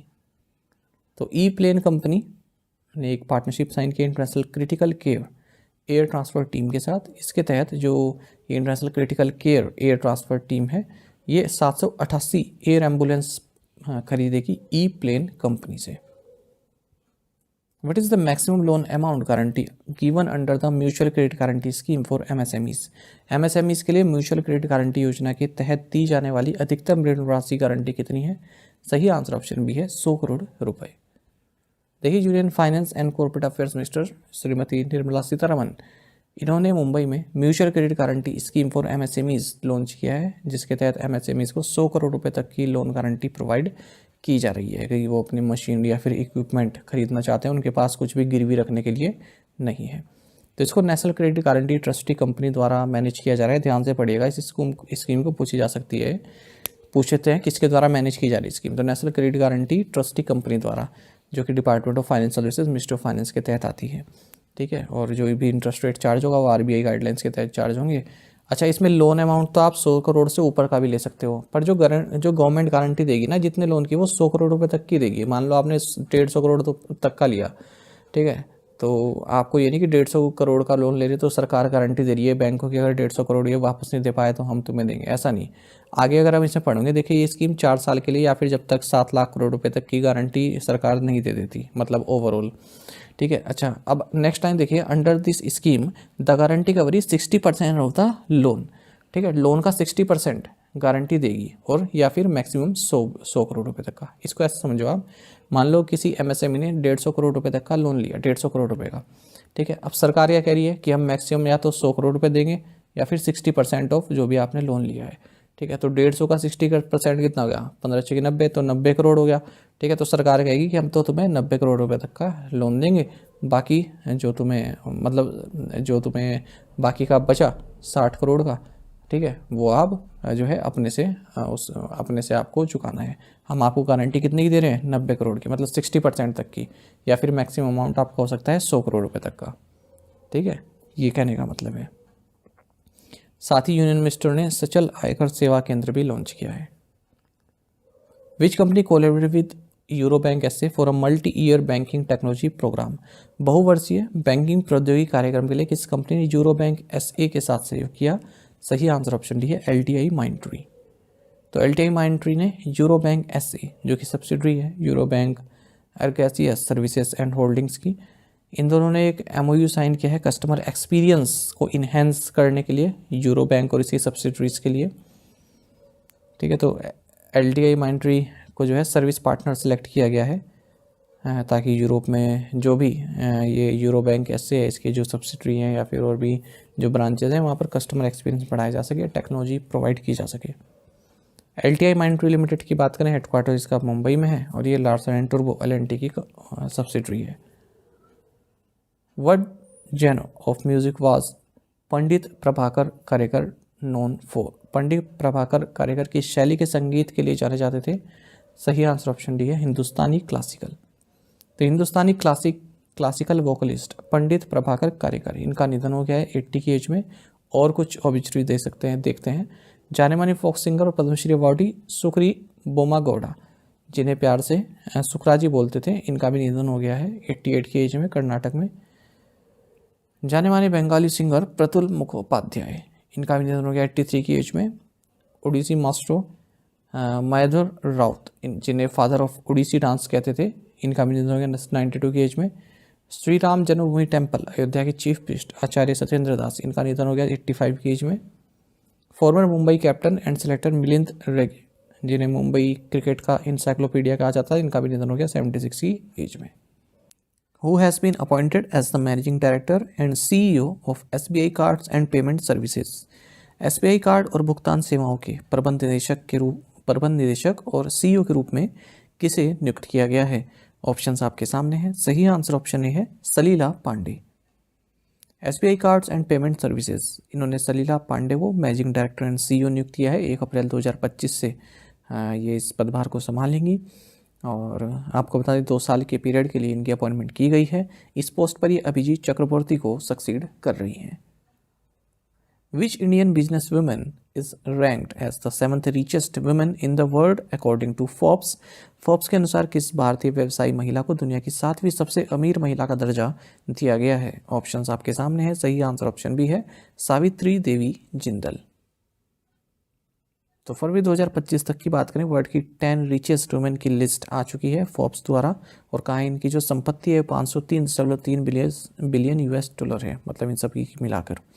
Alice वॉल्टन, जो कि Walmart founder Sam Walton की daughter हैं, ये रिचेस्ट वुमेन है पूरे वर्ल्ड में 112.5 बिलियन यूएस डॉलर नेटवर्थ के साथ, 74.4 बिलियन यूएस डॉलर की नेटवर्थ के साथ।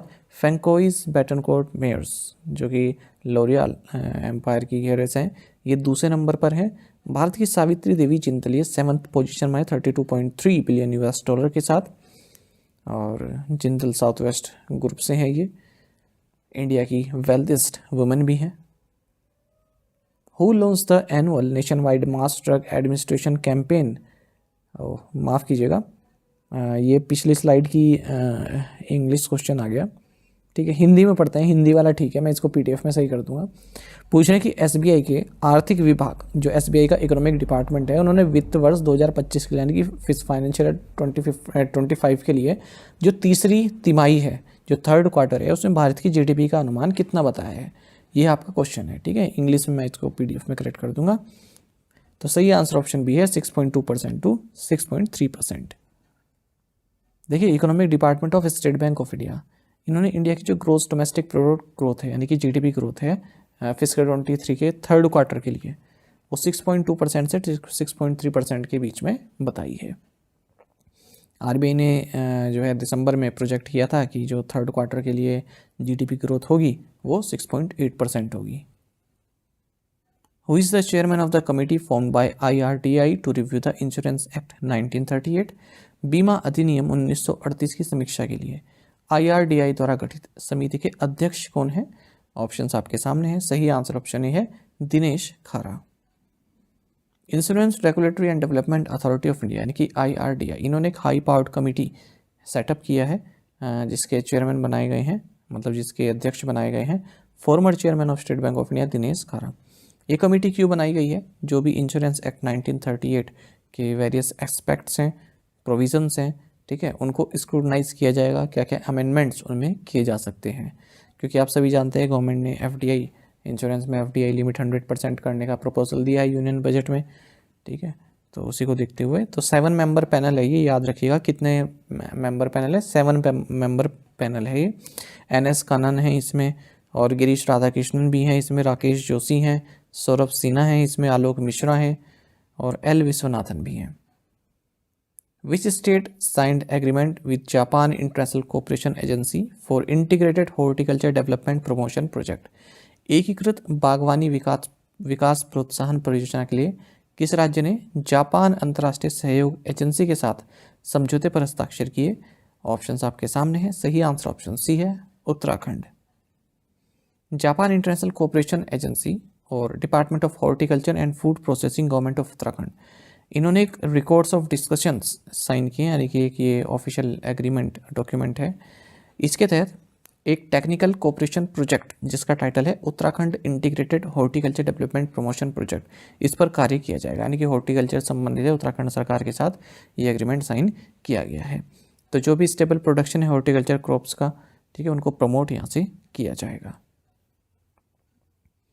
What is the projected GDP growth rate for fiscal 25 quarter third according to ICRA? अब ICRA के हिसाब से पूछा है। ICRA के अनुसार फिस्कल 2025 की तीसरी तिमाही के लिए अनुमानित GDP वृद्धि दर क्या है? सही आंसर ऑप्शन सी है 6.4%। तो ICRA इन्होंने कहा है कि जो GDP है भारत की फिस्कल 2025 के थर्ड क्वार्टर के लिए वो 6.4% रहेगी। ठीक है, और आप सभी जानते हैं कि जो फिस्कल 2025 का सेकंड क्वार्टर था उसमें 5.4% रही थी। इंडियन इकोनॉमी 6.7% ग्रो की है अप्रैल से जून के क्वार्टर में, है ना, और 7 क्वार्टर लो पहुंची थी सितंबर क्वार्टर में 5.4%। और जो फर्स्ट एडवांस एस्टिमेट्स हैं जो जनवरी में रिलीज़ हुए थे उसमें NSO ने कहा था कि जो GDP ग्रोथ है ये 6.4% रहेगी करंट फिस्कल में। RBI ने कितना एक्सपेक्ट किया है? 6.6%। ICRA लिमिटेड की बात करें, एक मूडी कॉर्पोरेशन की सब्सिडरी आप इसको कह सकते हैं, क्योंकि मूडीज जो है इसमें 51.86% स्टेक होल्डर है। Which bank recently launch the NR saving accounts variant called Prospera? हाल में किस बैंक ने प्रोस्पेरा नामक NR बचत खाता संस्करण लॉन्च किया है? सही आंसर ऑप्शन डी है फेडरल बैंक। तो जो फेडरल बैंक है इसने NR savings account variant launch किया है जिसका नाम है प्रोस्पेरा। तो एक तरह का सेविंग अकाउंट है ये, कई तरह के इसमें आपको बेनिफिट्स मिलते हैं। ठीक है, जैसे एयरपोर्ट लॉन्च एसेस मिल जाते हैं, कई तरह के स्पेशल रिवॉर्ड्स मिलते हैं डेबिट कार्ड स्पेंड्स पे, या फिर अगर आप कोई बिल पे करते हैं इस कार्ड के जरिए। फेडरल बैंक की बात करते हैं, MD and CEO KVS Manian है, हेडक्वार्टर्स है अलवा कोची केरल में। Which insurance company has become the first to implement the Bima application supported by blocked amount facility, यानी कि बीमा ASB है। कौन सी बीमा कंपनी बीमा application supported by blocked amount सुविधा लागू करने वाली पहली कंपनी बन गई है? सही आंसर ऑप्शन सी है बजाज एलियांज लाइफ। देखिए बजाज एलियंस लाइफ जो है ये फर्स्ट इंश्योरेंस कंपनी बन गई है जिसने बीमा application supported by blocked amount facility इसको लॉन्च किया या फिर इसको एडॉप्ट किया है। जो IRD है ना, insurance regulatory and development authority of India, तो ये चाहता है कि जो प्रीमियम पेमेंट्स है उसमें ट्रांसपेरेंसी आए उसके चलते हुए। तो इसमें क्या है, देखिए जो पॉलिसी होल्डर है ना, मान लीजिए कोई व्यक्ति पॉलिसी लेना चाहता है, उसने अपना अप्लाई किया किसी पॉलिसी कंपनी को, ठीक है, और पेमेंट उसने कर दी है। अब पॉलिसी वाले क्या करेंगे, वेरीफाई करेंगे उसका सब कुछ, ठीक है, पैसा जो है जा चुका है पॉलिसी कंपनी के पास और पूरा वेरीफाई करेंगे। उसके बाद अगर वो देखेंगे कि हाँ ये सही है, ठीक है, तो उसको फिर पॉलिसी अलॉट कर देंगे। तो इतने तो पैसा उसके पास चला गया कंपनी के पास। पर यहाँ पर क्या है, आप अपना पैसा ब्लॉक कर सकते हैं, ठीक है। ब्लॉक मतलब एक बार जैसे आपने पॉलिसी ले ली, उसके बाद पॉलिसी वालों ने आपका जो है पूरा चेक किया, आपका डेटा वगैरह देखा कि सही है कि नहीं है। अगर उन्हें ये पाया गया कि आप एलिजिबल नहीं है, तो आपका जो पैसा है ना वो लॉक हो रखा है अभी, वो भी इंश्योरेंस कंपनी के पास नहीं गया है, ठीक है। तो वो क्या होगा, वो आपका लॉक हो रखा है, उस पर जो इंटरेस्ट रेट आपको मिल रहा है वो इंटरेस्ट आपको मिलता रहेगा, ठीक है। और जहाँ कंपनी ने ये कहा कि आप इसके एलिजिबल नहीं है, तो वो पैसा रिलीज़ होएगा, आपके अकाउंट में ही आ जाएगा, ठीक है। इंटरेस्ट उस पर मिलता रहेगा, ऐसा नहीं कि वो पॉलिसी वालों के पास चला गया।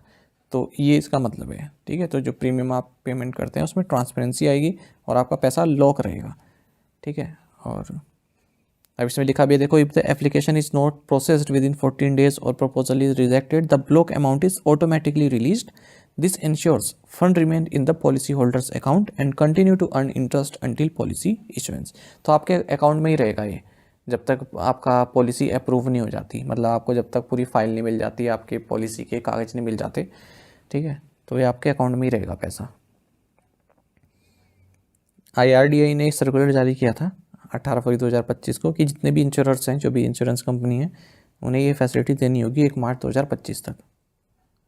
Recently scientist at physical research laboratory in Ahmedabad discovered the exoplanet TOI 6038AB using which instrument.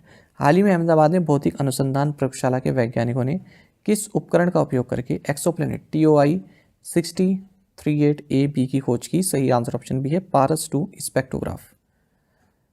देखिए फिजिकल रिसर्च लेबोरेटरी के जो साइंटिस्ट हैं अहमदाबाद में, इन्होंने एक नया डेंस सब सैटर्न एक्सोप्लैनेट डिस्कवर किया जिसका नाम है TOI 6038AB। और इसको किस इक्विपमेंट को यूज़ करके इन्होंने खोजा है, पारस 2 स्पेक्ट्रोग्राफ, जो कि माउंट आबू टेलीस्कोप में है। तो TOI 6038AB ये लगभग 78.5 टाइम्स इसका मास है अगर अर्थ से हम कंपेयर करें, और अर्थ से जो है इसकी रेडियस 6.41 टाइम्स है।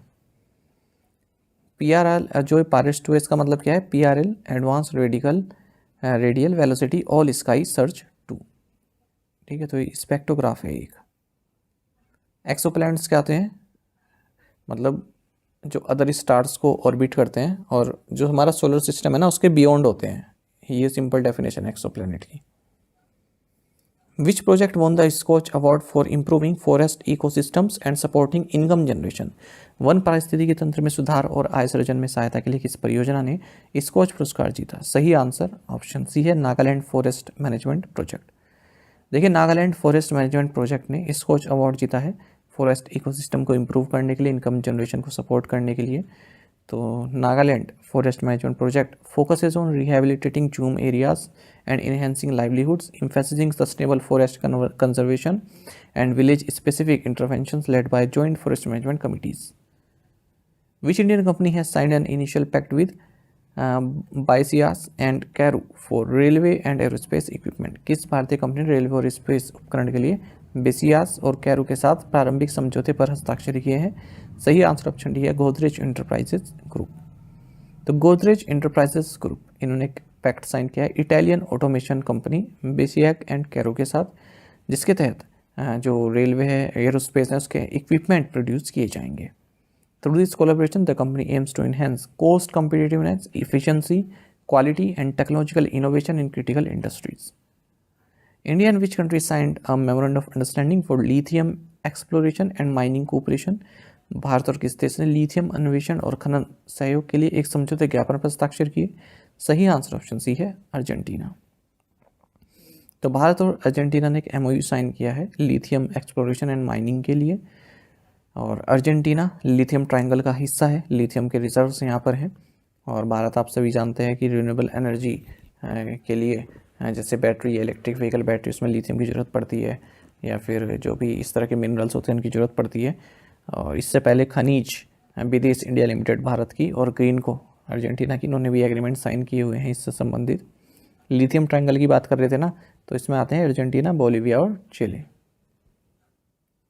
Which state recorded the highest number of birds species during the Great Backyard Bird Count 2025? Great Backyard Bird Count 2025 के दौरान किस राज्य में पक्षियों की प्रजातियों की सबसे अधिक संख्या दर्ज की गई? सही आंसर ऑप्शन डी है वेस्ट बंगाल। देखिए लगातार तीसरे साल वेस्ट बंगाल में सबसे ज़्यादा स्पीसीज पाई गई हैं ग्रेट बैकयार्ड बर्ड काउंट में, जो कि 37 स्टेट्स और यूनियन टेरिटरीज में किया गया ये सर्वे। सबसे ज़्यादा बर्ड स्पीसीज कहाँ है? वेस्ट बंगाल में। उसके बाद फिर उत्तराखंड, फिर असम, फिर कर्नाटक, फिर महाराष्ट्र। इस इमेज में भी आप देख सकते हैं लेफ्ट साइड में बंगाल, उत्तराखंड, असम, कर्नाटक, महाराष्ट्र, केरल। 14 से 17 फरवरी के बीच कंडक्ट की 1068 स्पीसीज रिकॉर्ड की गई हैं बर्ड्स की। बंगाल इसमें टॉप पर है 543 स्पीसीज के साथ। अगर हम चेकलिस्ट की बात करें, अपलोडेड चेकलिस्ट मतलब ऐसी लिस्ट जहाँ पर ऐसी बर्ड्स जिन्हें हम देख सकते हैं, सुन सकते हैं, आइडेंटिफाई कर सकते हैं, ठीक है।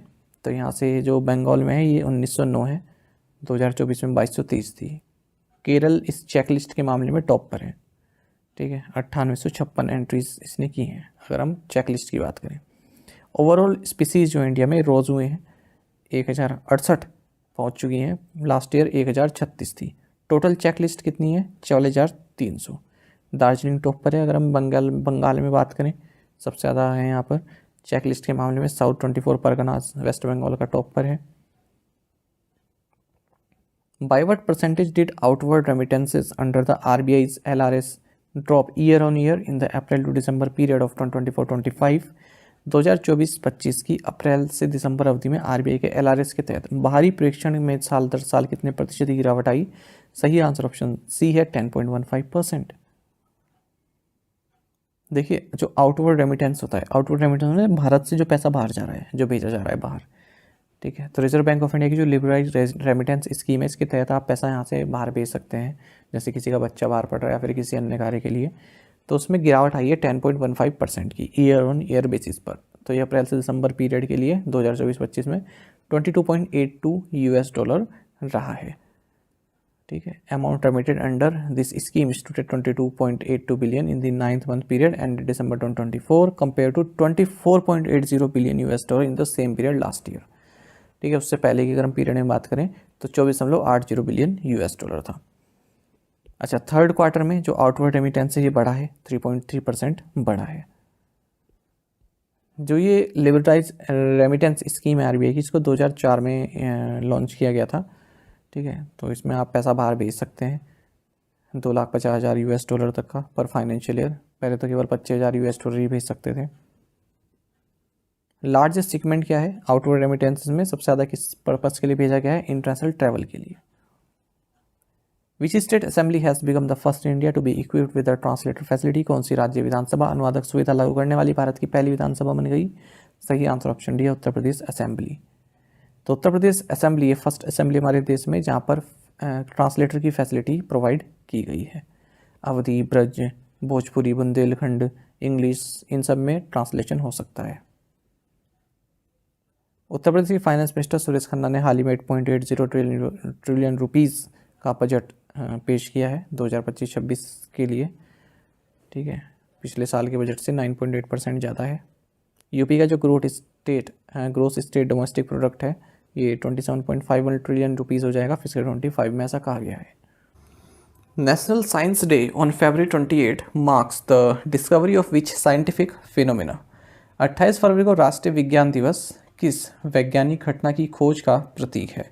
ऑप्शंस आपके सामने हैं। सही आंसर ऑप्शन ए है Raman effect. National science day हम मनाते हैं 28 फरवरी को।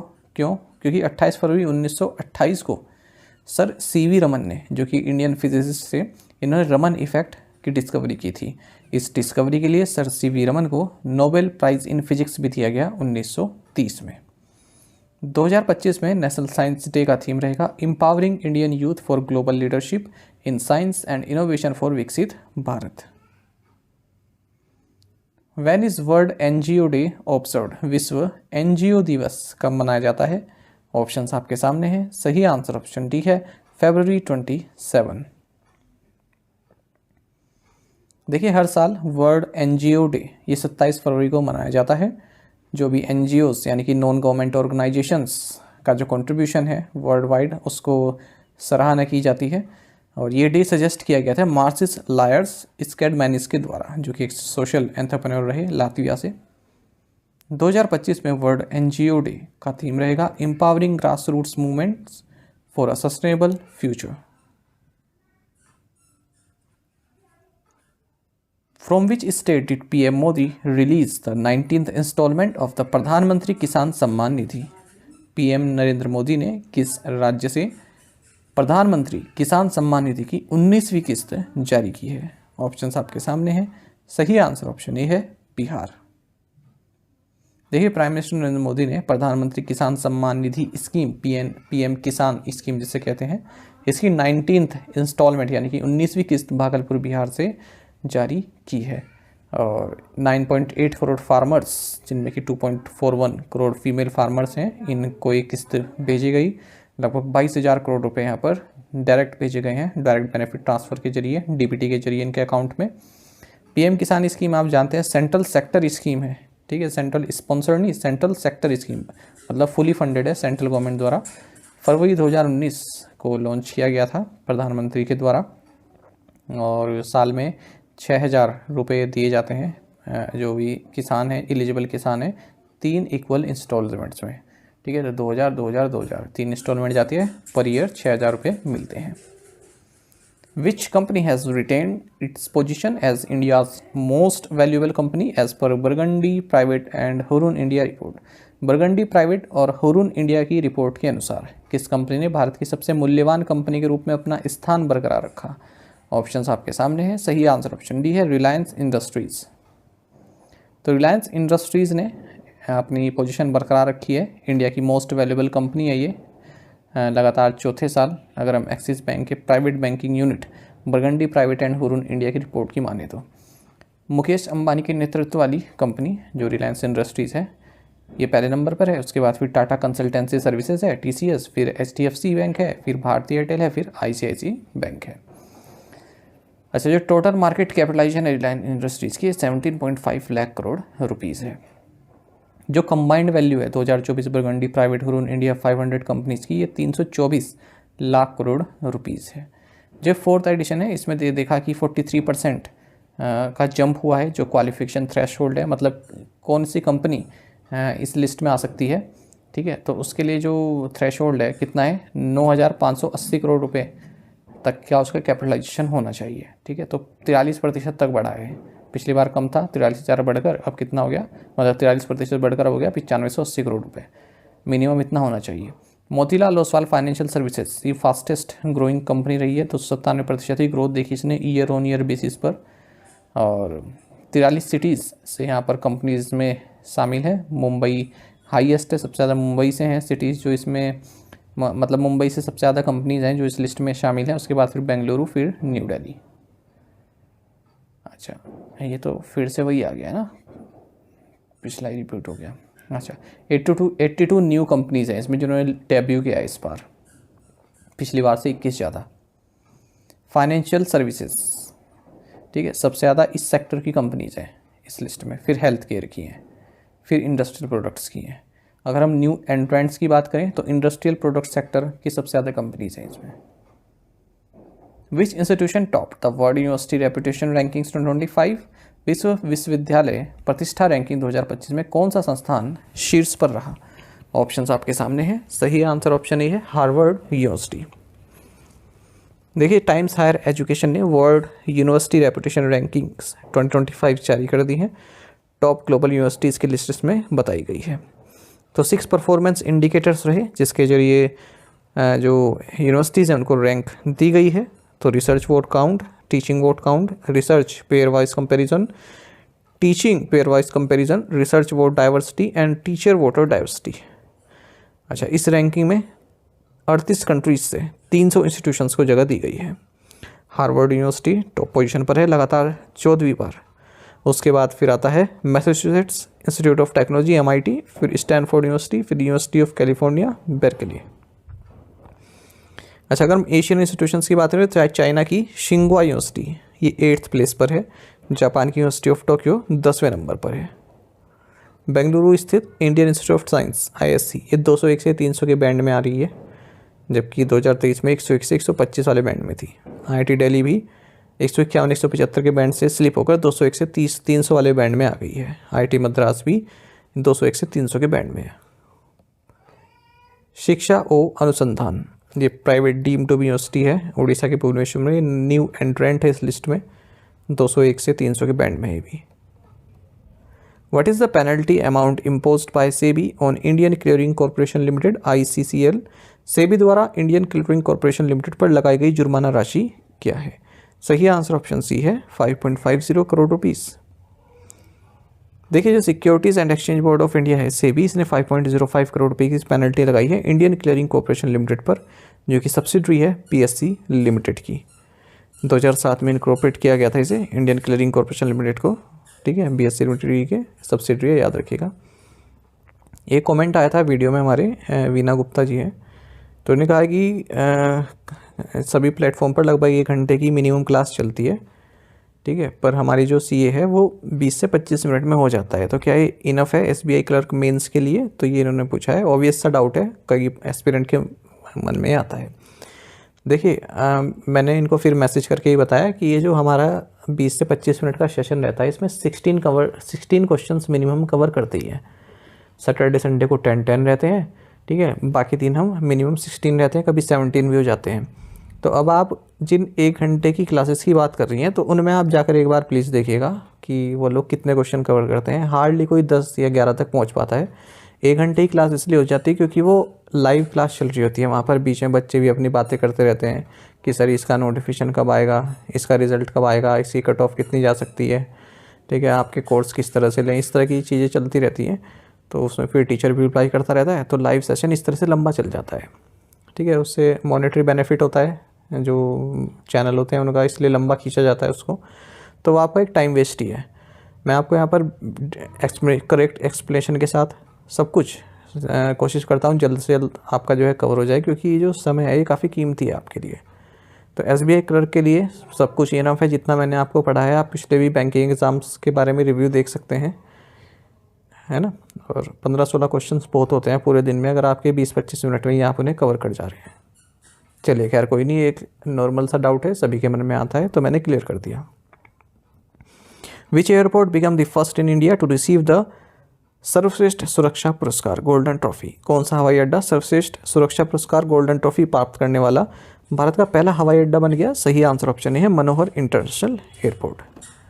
तो मनोहर इंटरनेशनल एयरपोर्ट, जिसे डेवलप और ऑपरेट किया जाता है GMR Goa international airport limited द्वारा, ये फर्स्ट एयरपोर्ट बन गया है हमारे देश में जिसे सर्वश्रेष्ठ सुरक्षा पुरस्कार गोल्डन ट्रॉफी प्राप्त हुआ है National Safety Council of India safety award 2024 में under service sector.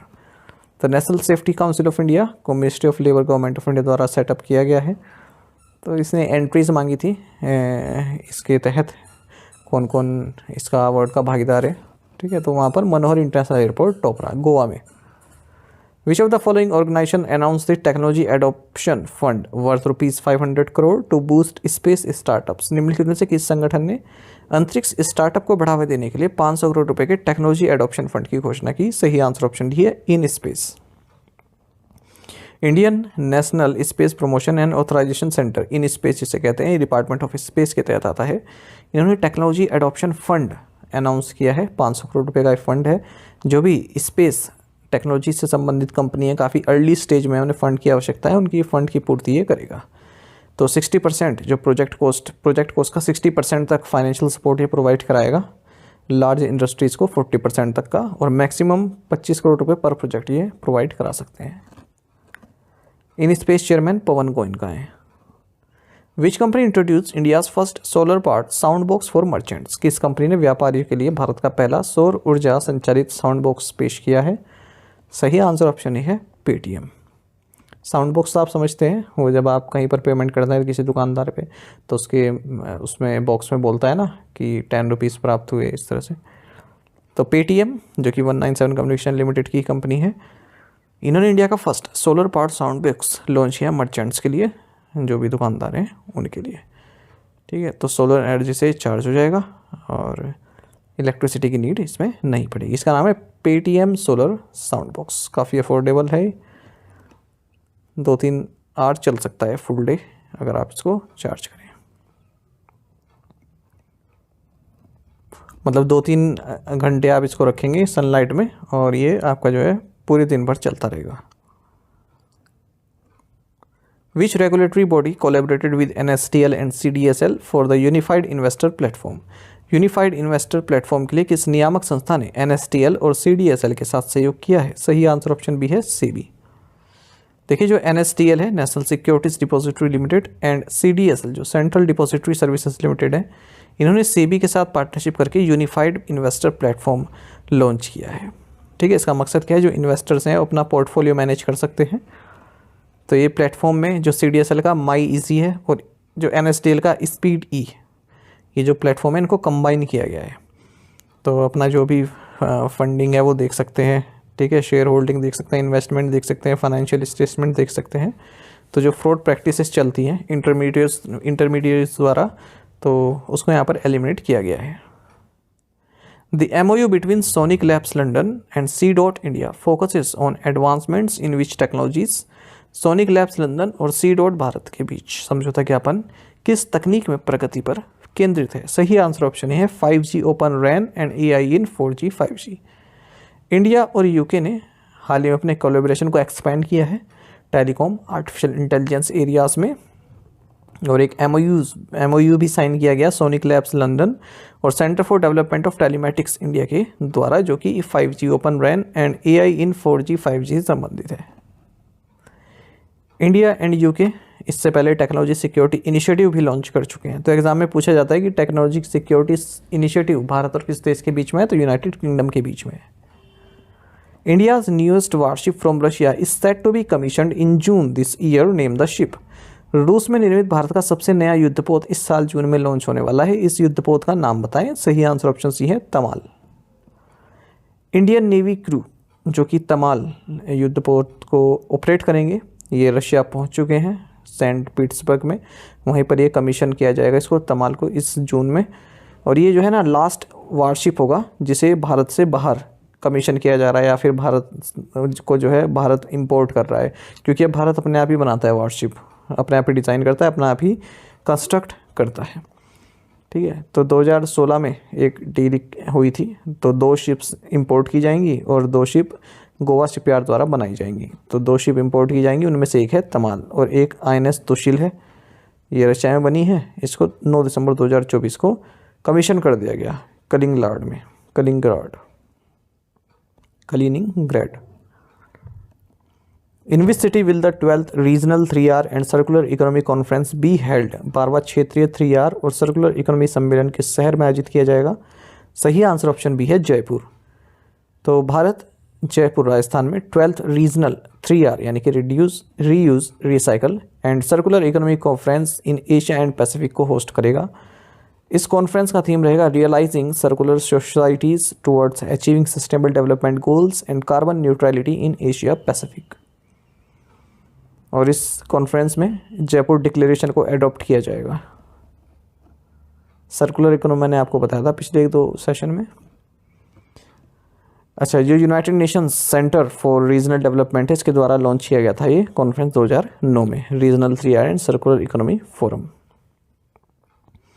Last forum host हुआ था 2023 में कंबोडिया द्वारा। भारत इससे पहले इस फोरम को 2018 में लॉन्च कर चुका है या होस्ट कर चुका है। तब 8th एडिशन था, इंदौर में भारत ने होस्ट किया था।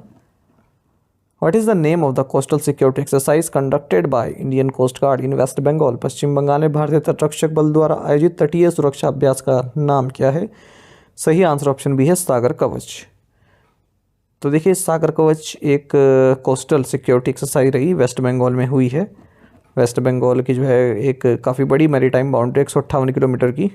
फिशरमैन भी यहाँ पर ऑपरेट करते रहते हैं। 16,000 फिशिंग बोट्स यहाँ पर चलती हैं। मेजर पोर्ट्स भी हैं यहाँ पर, कई सारे रिवर पोर्ट्स भी हैं, जेटीज़ भी हैं, कोस्टल इंडस्ट्रीज लगी हुई हैं। तो उनकी सुरक्षा के लिए ये सागर कवच एक्सरसाइज की गई है इंडियन कोस्ट गार्ड के द्वारा। What is the capacity of the solar project to be set up by Solar Energy Corporation of India Limited by in माफ़ कीजिएगा, इंग्लिश में थोड़ा यहाँ पर गलती हो गई है। What is the capacity of the solar project to be set up by Solar Energy Corporation of India Limited in Dhar Madhya Pradesh. Solar energy corporation of India limited द्वारा धार मध्य प्रदेश में स्थापित की जाने वाली सौर ऊर्जा की क्षमता कितनी है? सही आंसर ऑप्शन सी है, 200 megawatt.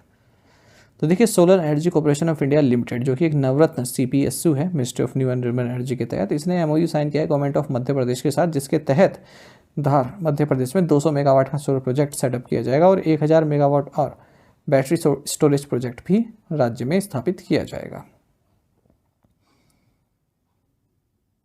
Where is India's first wildlife bio bank located? भारत का पहला वन्यजीव जैव बैंक कहाँ स्थित है? सही आंसर ऑप्शन सी है, दार्जिलिंग जू। तो भारत का जो first wildlife bio bank है Padmaja Naidu Himalayan zoological park, जिसे दार्जिलिंग जू कहते हैं, यह फुली ऑपरेशनल है। बायो बैंक यानी कि फ्रोजन जू क्या करता है? जो जेनेटिक मटेरियल्स होते हैं एनिमल्स के, उनको जो है प्रिजर्व करके रखता है, ठीक है, कंजर्वेशन और रिसर्च के लिए। इसमें शेल्स भी हो सकते हैं, टिश्यूज़ हो सकते हैं, रिप्रोडक्टिव सैंपल्स हो सकते हैं जो इंडेंजर्ड या फिर डिजीज एनिमल्स हैं। क्रायोजेनिक कंडीशन में इनको रखा जाता है, -196 डिग्री सेंटीग्रेड या सेल्सियस पर रखा जाता है लिक्विड नाइट्रोजन में। दार्जिलिंग जू आपको बता दें इंडिया की लार्जेस्ट हाई एल्टीट्यूड जू है। साथ ही हमें टेलीग्राम पर जरूर ज्वाइन करें। करंट अफेयर्स फंडा नाम से हमारा टेलीग्राम चैनल है। Thank you guys.